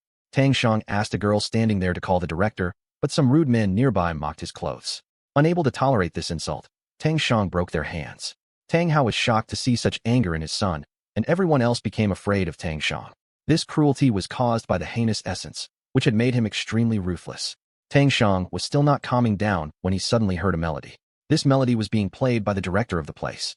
Tang Shang realized that this was a music domain, which spread through rhythm, and it was an extremely powerful skill. He understood that she was a great soul master and an expert in music. The director stepped forward. Her name was Yu Hua, the owner of Moon Pavilion. She taught music and etiquette, and she could change people's psychological behavior, making them calm, civilized, and gentle. She also taught music because music plays a huge role in transforming human behavior. Tang Shang now understood why his father had brought him here. As soon as Yu Hua saw Tang Shang, She hugged him tightly and cried a lot after seeing him again. She then told him, "I am your aunt." She took both of them to a private area and angrily asked Tang Hao why he never remembered her all this time. In truth, Tang Xiang had developed a murderous aura, which needed to be cleansed. Tang Hao explained this to Yu Hua, and she reassured him that she could easily cleanse it. Tang Hao then asked about his elder brother. Yu Hua replied that he never shares his condition and always remains sad.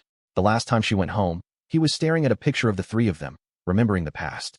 She urged Tang Hao to return home, but Tang Hao refused, saying he no longer wanted to rebuild the tribe. Yu Hua insisted, but Tang Xiang explained that it was not that his father didn't want to return, but rather that his body no longer supported him. Hearing this, Yu Hua was deeply shocked. Tang Hao admitted that even if he returned, he would be useless there. Tang Hao then told his son to train here for 1 year and meet him in the valley after a year. Before leaving, he warned, "Your greatest danger is not the enemies outside, but the enemy growing inside you." Tang Xiang realized that although Tang Hao had once been a powerful warrior, he had lost control of his heart and slowly became weak because of his emotions. He did not want his son to become strong outside but weak inside, which is why he brought him here to become strong internally. Tang Xiang began to doubt whether hands meant for killing could ever play music. Just then, Yu Hua arrived, explained the meaning of music and etiquette, motivated him, and told him to come to the classroom the next day, where his real training would begin. The next day, Tang Xiang entered the classroom and saw many children from noble families who wanted to excel in the music competition. After 1 year, royal families would come, and the top performer would get a chance to perform before them. When everyone was asked to play instruments, Tang Xiang wondered how he would play. As soon as he touched the instrument, harsh sounds came out, and the children mocked him. His murderous aura began activating, frightening everyone nearby. At that moment, Yu Hua played a single gentle note. Hearing this melodious sound, Tang Xiang instantly calmed down, and his murderous aura subsided. With a peaceful mind, he looked at the instrument and began playing beautifully, mesmerizing everyone. From then on, Tang Xiang worked extremely hard, studying extra music books and improving in both music and etiquette. His growth became very rapid. One day, Yu Hua arranged dance training for etiquette practice. Everyone chose partners, killed it together, and rescued the child. The villagers began to worship them as heroes and celebrated joyfully. However, during the celebration, they failed to notice a dangerous soul beast, which suddenly attacked another child. Everyone rushed to save the child, but he was too far away. At that moment, Yin arrived, killed the soul beast, and saved the child. The moment he saw Yin, he fell wrong enough and no longer needed to run from anyone. He should rebuild the tribe and dedicate it to his late grandfather. Tang Xiang agreed. Finally, Tang Hao gave him a mysterious box. As Tang Xiang began to open it, inside it, he finds a soul bone, which his mother had left behind for him. Following his father's instructions, Tang Xiang sits down to meditate there and begins absorbing the soul bone. While doing this, he sees his mother, who embraces him tightly and cries a lot. Now, Tang Xiang finally absorbs the soul bone. There were 3 soul bones inside the box, and his father tells him that the remaining 2 soul bones should be given to his uncle when he returns to the tribe. Then we learn a new truth. When Tang Xiang's mother died, she transformed back from human form into a blue-silver plant, and Tang Hao had grown many of Yin's plants there. This means that whenever many blue-silver plants appear around Tang Hao, they are actually Yin in plant form. Right now, Yin is in plant form, and if she wants to become human again, she must cultivate for thousands of years and reach the rank of a millennium soul beast, after which she can take human form again. Tang Hao is very sad, because he cannot wait thousands of years, and he expresses his sorrow in front of Tang Xiang. But Tang Xiang tells him that he knows a place where a plant's cultivation speed increases 1,000 times. You might be wondering, can plants cultivate too? In this world, all living beings can cultivate to increase their ranks, and other living beasts can transform into human form after reaching the Millennium Soul Beast rank. Hearing that such a place exists, Tang Hao sighed. We see Martial Soul Hall, where Huilina has returned, and she is back after intense training in Slaughter City. Everyone is happy for her. Then the Pope announces that the soul beast they tried to capture 5 years ago has been found hiding in Stardew Forest. Inside Stardew Forest, we see Zivo, who lives with the giant ape and the lake dragon. This is the same dragon mentioned earlier by the Grandmaster and Dean. Both creatures are Zivo's close friends. She can talk to them, and they protect her. Zivo misses her human friends deeply, especially Tang Xiang, whom she misses the most. Warriors to go to Stardew Forest and capture Zivo. At the same time, Tang Xiang brings his father to the Icefire Spring and says that his mother's cultivation speed will greatly increase here, allowing her to become human again quickly. Suggested. Then father and son talk, and Tang Xiang asks when Xiang and Zivo must first reach rank 60, because after rank 60, Zivo will fully become human and no longer be in danger. Before that, they must hide from Martial Soul Hall, since Martial Soul is after their lives. Tang Hao tells Tang Xiang to return to the tribe first and help them, and Tang Xiang sets off alone following his father's guidance. When he arrives, everything looks ruined. Suddenly, three warriors approach him and ask for his identity. When Tang Xiang shows the Hao Tian hammer, they realize who he is. In truth, Aunt Yuhua is already there, waiting for Tang Xiang, and she sent those three warriors to bring him. As they walk, Tang Xiang sees that to reach the destination, they must climb an iron chain, which is very difficult. He understands this is for the tribe's protection. While crossing, one man suddenly falls into the abyss. Without caring for his own life, Tang Xiang jumps down to save him. The remaining two think Tang Xiang has died, because the abyss is so deep that even a great Soul Land master would die instantly. But suddenly, Tang Xiang flies back up, holding the rescued man in his arms. Here we learn that after absorbing the soul bone left by his mother, Tang Xiang gained the ability to fly. Finally, they reach the Hao Tian tribe's palace, which is extraordinary inside, filled with amazing artistry and designed so that enemies cannot even find their way. It is a highly secure area. Inside, Tang Xiang meets Aunt Yuhua and his uncle. He greets his aunt, but his uncle suddenly attacks him with force, applying immense pressure. Tang Xiang realizes this as a test. He immediately uses his Death God domain and Blue Silver Emperor domain to resist the pressure. Seeing his abilities, his uncle becomes very happy and greets him warmly. Tang Xiang then gives him the remaining two soul bones, saying his father sent them and that he has come in his father's place to contribute to the tribe.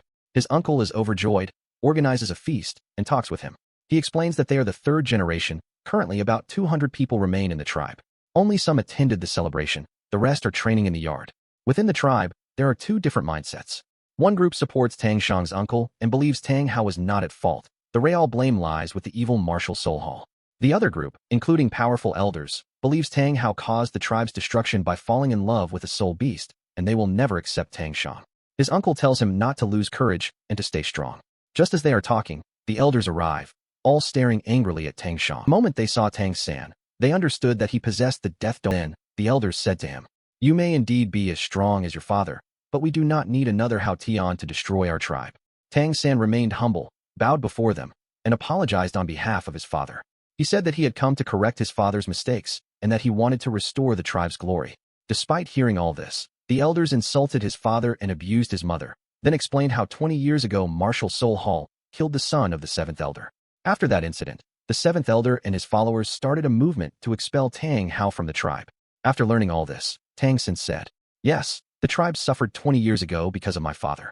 But the real damage was caused by Martial Soul Hall. So your enemy should be Martial Soul Hall, not my father.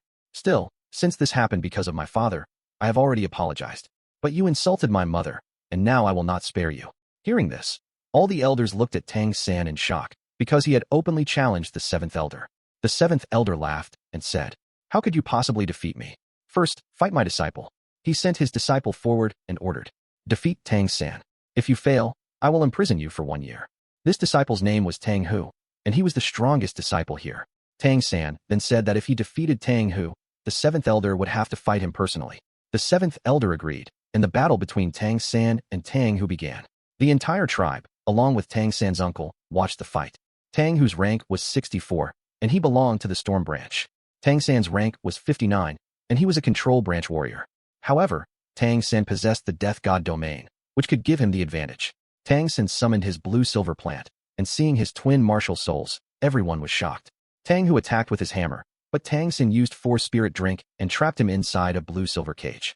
Tang Hu tried to break free, and Tang San realized and slowly injected poison into Tang Hu's body. After some time, Tang Hu broke the cage with full strength, and the fight turned into hand-to-hand combat. Tang San then pulled him away using Blue Silver Plant, threw him aside, and used his new abilities gained after becoming the Blue Silver Emperor. He unleashed Blue Silver Emperor Tyrant Spear and attacked. And finally, Tang Hu was defeated. Seeing the power of the spear, the seventh elder was shocked, realizing that even he could not withstand a direct hit. Now Tang San challenged the seventh elder. The seventh elder stood up and declared, "I will use only 30% of my power, and you must defeat me." Tang San replied that he would use soul bones, so the elder could use 40% power. But the seventh elder mocked him and insisted he would still win with only 30%. Tang San agreed and said he would choose the battlefield, the iron chain outside the tribe. Everyone gathered there. Standing on the iron chain, they set the conditions. If Tang San wins, he may stay in the tribe, help it grow, and receive 3 wishes. If Tang San loses, he must leave the tribe forever. The fight began. Tang San quickly realized the seventh elder was a Soul Land master with 20 years of training, making victory extremely difficult. Meanwhile, Tang Hao sat beside near the Icefire Lake, worrying about Tang San. Tang Sen used hidden weapons combined with blue-silver plant in the best possible way, dodging attacks and counterattacking. But the seventh elder summoned 2 hammers, attacking from front and back simultaneously. Tang Sen formed defenses using blue-silver domain, death domain, blue-silver aura. The hammers collided, and everyone thought Tang San was crushed. But he had escaped using ghostly trace. Enraged, the seventh elder exceeded 40% power. Tang Sen began to weaken, yet refused to give up. An iconic battle unfolded, and the iron chain broke, causing both to fall downward. While falling, the seventh elder empowered his hammer with all spirit rings and hurled it at Tang San, then returned upward. Tang San, still falling, first threw his spear, then defended using Death God Domain, Blue-Silver Domain, Spider Leg Soul Bone. The hammer collided through everything, injuring Gup. Everyone was shocked, because he had endured an attack from a Soul Land Master. His uncle supported him, and Tang San sat down to meditate due to injuries. The seventh elder believed Tang San was dead and approached happily, but upon seeing him alive, he was terrified and thought the uncle had interfered. However, the second elder declared, Tang San received no help. The seventh elder lost. He had cheated during the match. The seventh elder accepted defeat, and the second elder dismissed everyone. After 20 years, Tang San had returned to the tribe, so a celebration was announced. Everyone praised Tang San, noting that even Tang Hao wasn't this powerful at his age. Tang San's uncle then suggested to the second elder that Tang Hao should be brought back and his exile revoked. But despite being kind toward Tang San, the second elder refused, leaving everyone shocked. In truth, responsible, and they will never allow him to enter the tribe again. Tang San wanted to meet his grandfather, but the second elder also told him that his grandfather would not see him, because he hates Tang Hao and all of Tang Hao's family members. Tang San asked how he could convince his grandfather and how he could remove the old grudges. The second elder replied that if he truly wanted to make his grandfather happy, he would have to complete 3 tasks. If Tang San accomplished these 3 things, then not only would he be able to meet his grandfather, but his father could also return to the tribe, and Tang Hao himself would appoint Tang 3 tasks. The second elder then told him, 1. Tang San must reach rank 80. 2. He must bring back the head of a Soul Land Master from Martial Soul Hall. 3. He must obtain a Decade Millennium Soul Ring. Tang San had to achieve all of this within just 10 years. After accomplishing everything, he would obtain everything he desired. Hearing these conditions, Tang San trembled, yet he had longer the same as before. He had mastered martial arts, and, despite being from the food branch, could fight extremely well. He possessed many hidden weapons given by Tang San, and had learned to use them almost as skillfully as Tang San himself, greatly improving his combat abilities. Using hidden weapons, Oscar gained the upper hand, but the opposing side attacked him with different martial souls. Oscar counterattacked, and since his rank was now 60, an iconic level battle took place. On the other side, Tang San told everyone his story, how he had to leave Zivo, met Hui Lina, and obtained the Death God Domain, how he became the Blue-Silver Emperor. He also told the story of his parents' love, how they met, how Martial Soul Hall attacked them, and how their love could not be fulfilled because of Martial Soul Hall. Then he explained the tribe's 3 conditions given by the second elder. The Grandmaster understood that they wanted to turn Tang San into a great Soul Land Master, so that the Tianhao Empire's name would shine across the continent again. Meanwhile, Oscar continued fighting and used his 6th soul skill, Cloning Sausage, which created a clone of himself. Both of them then combined Piercing Feather skill and attacked the opponent together. Ning Rongrong also shared her story with them, explaining how Oscar had left her. She was crying a lot, but the dean comforted her and said, "You should trust him. He will definitely come back." After that, the dean told all of them that he had prepared something big for the 5 of them, something that would make their names famous throughout the entire school. Actually, the dean was planning a match between the 5 of them versus Mr. Zhao and himself. He had even invited all the students to watch this match, because he wanted to show everyone the strength of Shrek School's graduated students. And also, he wanted to earn money from ticket sales. The dean, Frander, did not want to fight himself, so he decided to send Erlong in his place. But Erlong refused directly and said, "You are the boss here, and you never do any work. So this time, you will fight yourself." On the other side, we see Oscar, who had used his 6th spirit ring in his battle. His 6th spirit skill was called Cloning Sausage. By using it, he copied Hulk's martial soul and absorbed it into himself. Because of this, Hulk's martial soul temporarily transferred to Oscar, and Oscar and Hulk together defeated all the team members. However, Oscar was seriously injured during the battle, so he lost consciousness. After sent, the copied martial soul lasts for 3 minutes, and using this skill consumes 2/3 of his soul power. Because of this massive consumption, Oscar fainted after the battle. After that, Hulk gave Oscar the soul bone of the beast he had killed and told him to absorb it. Oscar wanted Hulk to absorb it instead, because Hulk could use it better. But since Oscar had killed the soul beast, the right belonged to him. So Hulk insisted that Oscar should take it. And finally, Oscar absorbed the soul bone. After gaining it, Oscar became even stronger, and now he was fully qualified to go to Ning Rong Rong and become her husband. On the other side, inside Shrek School, all the students were preparing to enter the arena. The Grandmaster told everyone to wear masks, because they had already attracted the attention of Martial Soul Hall, and Martial Soul Hall was also searching for Tang San. Everyone entered the arena and faced Mr. Zhao and the dean.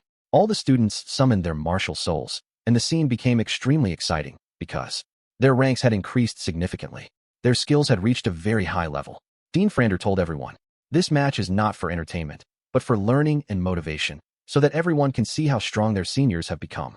Then the dean asked Erlong to light an incense stick and announced, "The students must hold out until the incense burns out. If they fail to endure, they lose." Mr. Zhao was actually very nervous because they were already strong before, and now after 5 years, they had become even stronger. But Dean Frander calmed him and said, "I will protect you from these kids." Now both Mr. Zhao and Dean Frander summoned their martial souls, and Erlong started the battle. During the fight, Dean used pressure to bind everyone. Mr. Zhao rushed toward the students and attacked, but Mr. Dai counterattacked him. Then Dean Frander flew into the air and attacked, and an iconic level battle began. Everyone thought Motu was weak, but now Motu also used his powers and attacked Dean Frander, injuring him badly. He had obtained special spirit rings and had become very strong. Back then, Dean did not believe it, but now seeing Motu's strength, he was completely shocked. Then the other students also used their best spirit ring abilities, and Mr. Zhao used the power of Akula. But even then, Mr. Zhao was defeated and severely injured. The students told Dean Frander, "If we defeat you too, it won't be good for you. So it's better to declare this match a draw." But Dean did not want to accept defeat. However, since he could not win alone, he came up with a plan. He came down and announced, "Mr. Zhao has already lost. And this itself is the greatest achievement of these students. So this match ends here." After the match, Mr. Zhao went to the dean's office, where the dean treated his injuries, and the scene became very funny. On the other side, inside Martial Soul Hall, we see Bibi Dong, who called a Soul Land Master and ordered him to gather an army and to complete the task within the darkness of tonight at any cost.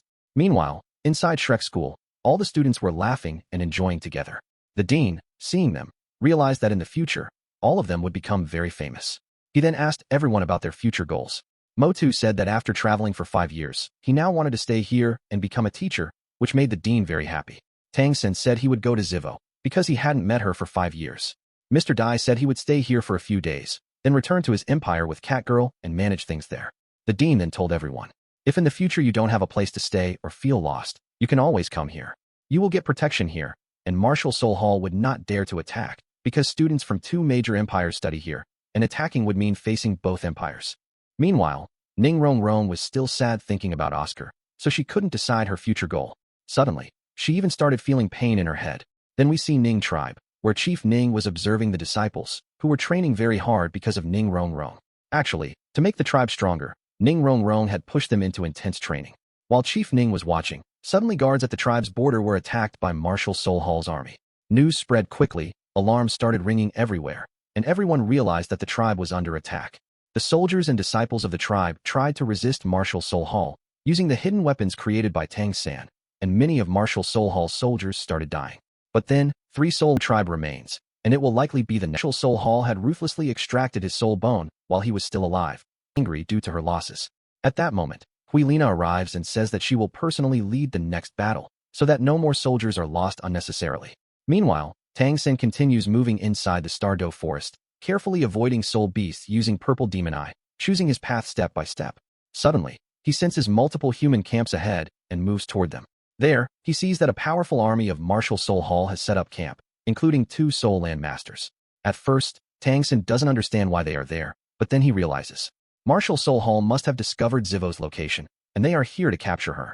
Now, he must stop them at any cost and protect Zivo. If he attacks directly, it will lead to a massive and dangerous battle, because there are 2 Soul Land Masters and a large, powerful army. He uses his aura to search for Zivo's location and realizes that she is not nearby yet, meaning they haven't found her yet. But eventually, such a large army will find her, so Tang Sen must act now. He quickly comes up with a plan and steps out in front of the army. The soldiers ask for his identity, but when he doesn't respond, they attack him. Tang Sen begins fighting and easily overwhelms the soldiers, beating them badly and releasing his murderous aura, which terrifies them. While he is fighting, 2 Soul Land Masters appear and ask, "Who are you? What are you doing here? This forest is full of soul beasts. Are you here to hunt one?" Tang Sen replies yes, saying he came seeking help, but their soldiers attacked him. They ask if he belongs to the Hao Tian family, but Tang Sen denies it. He speaks with confidence and attitude, even questioning whether they are strong enough to help him.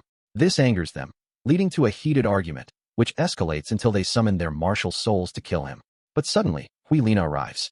Seeing Tang San, she mistakes him for Tang Yin and becomes very happy. She walks up to him and warmly says, "What are you doing here? It's been a whole year since we last met. Where have you been?" The two Soul Land Masters are shocked, seeing their leader speak to him like this. One of them, who likes Hui Lina, becomes jealous of Tang Yin. Hui Lina then tells everyone, "This is Tang Yin, and he is a very good friend of mine." She shyly asks him if he came here to hunt a soul beast.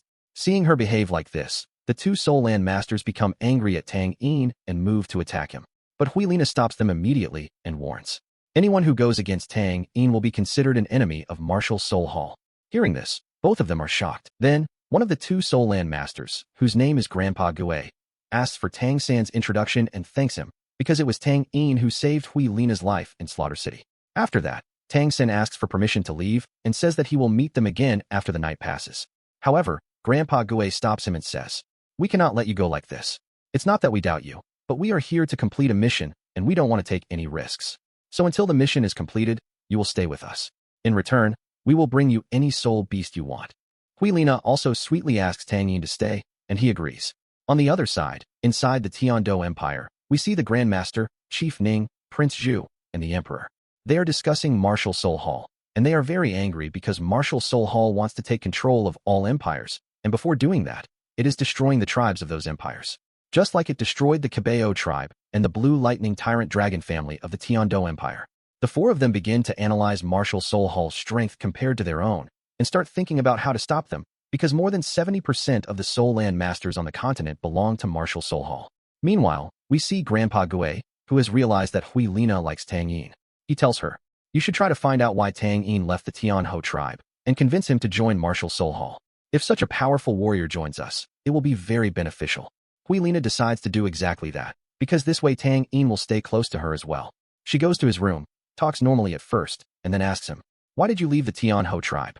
Tang Yin replies, "When I returned from Slaughter City, I couldn't control my murderous aura and caused destruction inside the tribe. Because of that, the elders insulted me and expelled me from the tribe." Hearing this, Hui Lina feels happy and says, "You should join our tribe.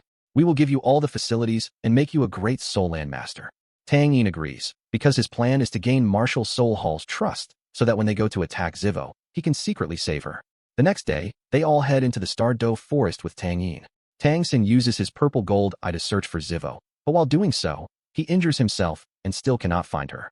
Everyone realizes that someone is protecting Zivo, so they all summon their martial souls. Suddenly, the king of the forest, the giant ape titan, appears. Zivo is with the giant ape, and Tang Sin understands that the ape is protecting her. This ape is extremely powerful. Even a Soul Land Master cannot defeat it. All the warriors of Martial Soul Hall attack Zivo, and the ape fights back fiercely, overpowering them. An intense battle begins. The warriors use their full strength, and eventually, the ape starts to weaken slightly. The battle reaches an iconic level. Meanwhile, Grandpa Gue manages to get close to Zivo, but suddenly, the ape uses gravity pressure to trap everyone, putting Martial Soul Hall in danger. At that moment, the Emperor of the Forest, Blue-Head Blue Snake, appears. This beast is incredibly powerful. Even the strongest Soul Land Master once failed against it. It starts fighting the giant ape, and now the ape leaves Zivo to defend itself. Zivo becomes vulnerable, and Martial Soul Hall takes this opportunity to attack her. But at that moment, Tang Sin steps forward. He reaches Zivo and starts protecting her, beating the soldiers of Martial Soul Hall. Seeing this, Hui Lina is shocked and realizes that Tang Yin is actually Tang San. She feels deeply hurt, because the person she once hated the most is now the one she loves the most. Tang San and Zivo begin escaping while using hidden weapons. Tang San traps the enemies in his blue-silver cage and carries Zivo forward. However, Martial Soul Hall breaks the trap and continues chasing them. Hui Lina, meanwhile, is emotionally conflicted. She doesn't know whether to love Tang San or hate him. As Tang San runs while carrying Zivo, more powerful soldiers catch up to them. They attack together. Tang San and Zivo use their hidden weapons and martial souls to fight back. Their battle is intense and iconic, and Tang San eventually wins, but he becomes seriously injured. He is no longer in a condition to run, but they have no choice. Zivo holds his hand and continues running, because the two Soul Land Masters are still chasing them. While escaping, they encounter a spider demon. It is extremely powerful, and they cannot defeat it directly. They try to escape, but the spider demon creates illusions and traps them. Tang Sen uses his hidden weapons, but misses every time, because the spider keeps creating clones, and they cannot identify the real one. Seeing that the hidden weapons are not working, Zivo attacks the spider directly. Tang Sen joins in with hand-to-hand combat, but it still has little effect. Zivo narrowly escapes death. When Tang Sen sees that the spider tried to kill Zivo, he becomes furious. Without caring for his life, he attacks the spider directly and uses his spider legs to tear its back apart. The spider gets severely injured and escapes. Tang San is now heavily wounded, but Zivo supports him and carries him forward. But suddenly, Elder Yu appears and stops them both, and summons his martial soul, blocking Tang San's path. Soon after, more warriors from Martial Soul Hall arrive, and all of them summon their martial souls and attack Tang San together to capture Zivo. Tang San tries to dodge their attacks, but he knows he won't be able to escape like this. So, he comes up with an idea. He decides to throw Zivo into the air, because if he doesn't, she will die along with him. As soon as Tang San throws Zivo upward, all the warriors shift their focus toward her, stopping their attack on him and trying to capture her instead. From below, Tang San uses his blue-silver plant to hold them back, buying time for Zivo to escape. He fights all of them alone, gradually pushing them back. The battle becomes extremely deadly, and Martial Soul Hall destroys Tang San's spider legs. Tang San is now severely injured, but he still continues fighting. At the same time, Tian Hua senses that his son is in danger, and he fears that his son may suffer the same fate as him. He becomes worried, but he still has complete faith in Tang San. Meanwhile, the battle continues. Instead of chasing Zivo directly, Martial Soul Hall forms a formation, releasing a powerful energy to capture her. But suddenly, Tang San steps in front of that energy attack. Seeing this, Hui Lina is shocked, and everyone else is stunned, because what Tang San is about to do is clearly suicide. Before the energy hits him, Tang San throws the poisonous parts of his broken soul bones toward Martial Soul Hall. But they dodge it, and the attack ends up hitting Tang San himself. Now heavily wounded, Tang San is about to collide with the energy. But at that moment, Zivo shouts, "I won't let you die." Suddenly, a massive explosion occurs. Everything stops. Tang San and Martial Soul Hall both freeze, shocked, and no one understands what just happened. Then Martial Soul Hall realizes the truth. Zivo, who is a soul beast, has sacrificed herself. She converted her soul into a spirit ring and absorbed it into Tang San's body. When a soul beast sacrifices itself, it creates a huge explosion, which prevented the energy attack from hitting Tang San. Zivo gave up her life to save Tang San. Seeing this, everyone in Martial Soul Hall is shocked. Hui Lina also realizes that if anyone truly deserved Tang San's love, it was Zivo. Feeling heartbroken, she leaves, and the entire Martial Soul Hall army withdraws, because their mission has now failed. Zivo is gone.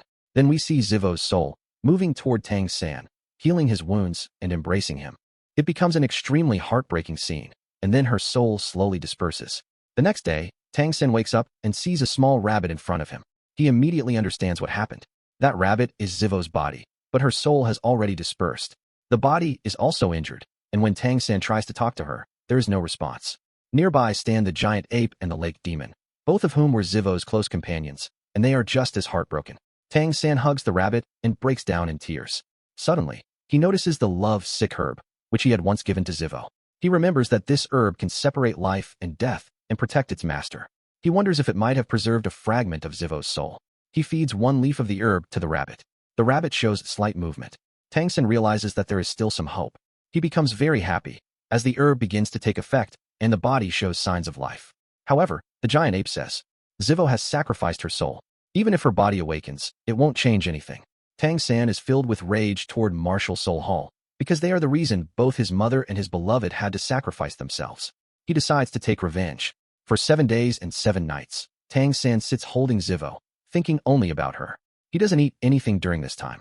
The giant ape feels sad for him. After 7 days, the rabbit finally shows more movement, and Tang San becomes happy again.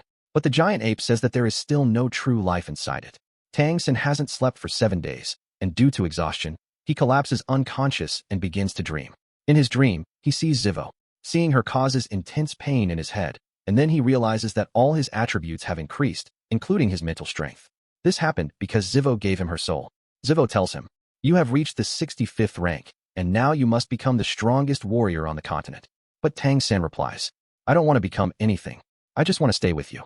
Zivo gently calms him and says, "You must become a great Soul Land master and take revenge against Martial Soul Hall. My soul will always be with you. Just take care of yourself." Tang San starts crying, but then Zivo begins to fade away, and in fear, he wakes up. After waking up, he cries deeply for Zivo. Seeing him like this, the giant ape tells him, "If you are truly a man, then stop crying and do something. Bring Zivo back to life." Tang San is shocked and asks, "Can I really bring her back?" The giant ape replies, "There is still a way." He explains, "Zivo sacrificed her life for him. Only Tang San can bring her back. She gave him not only her spirit rings, but also her soul. The rabbit he is holding is Zivo's body. She also sacrificed her thousands of years of cultivation.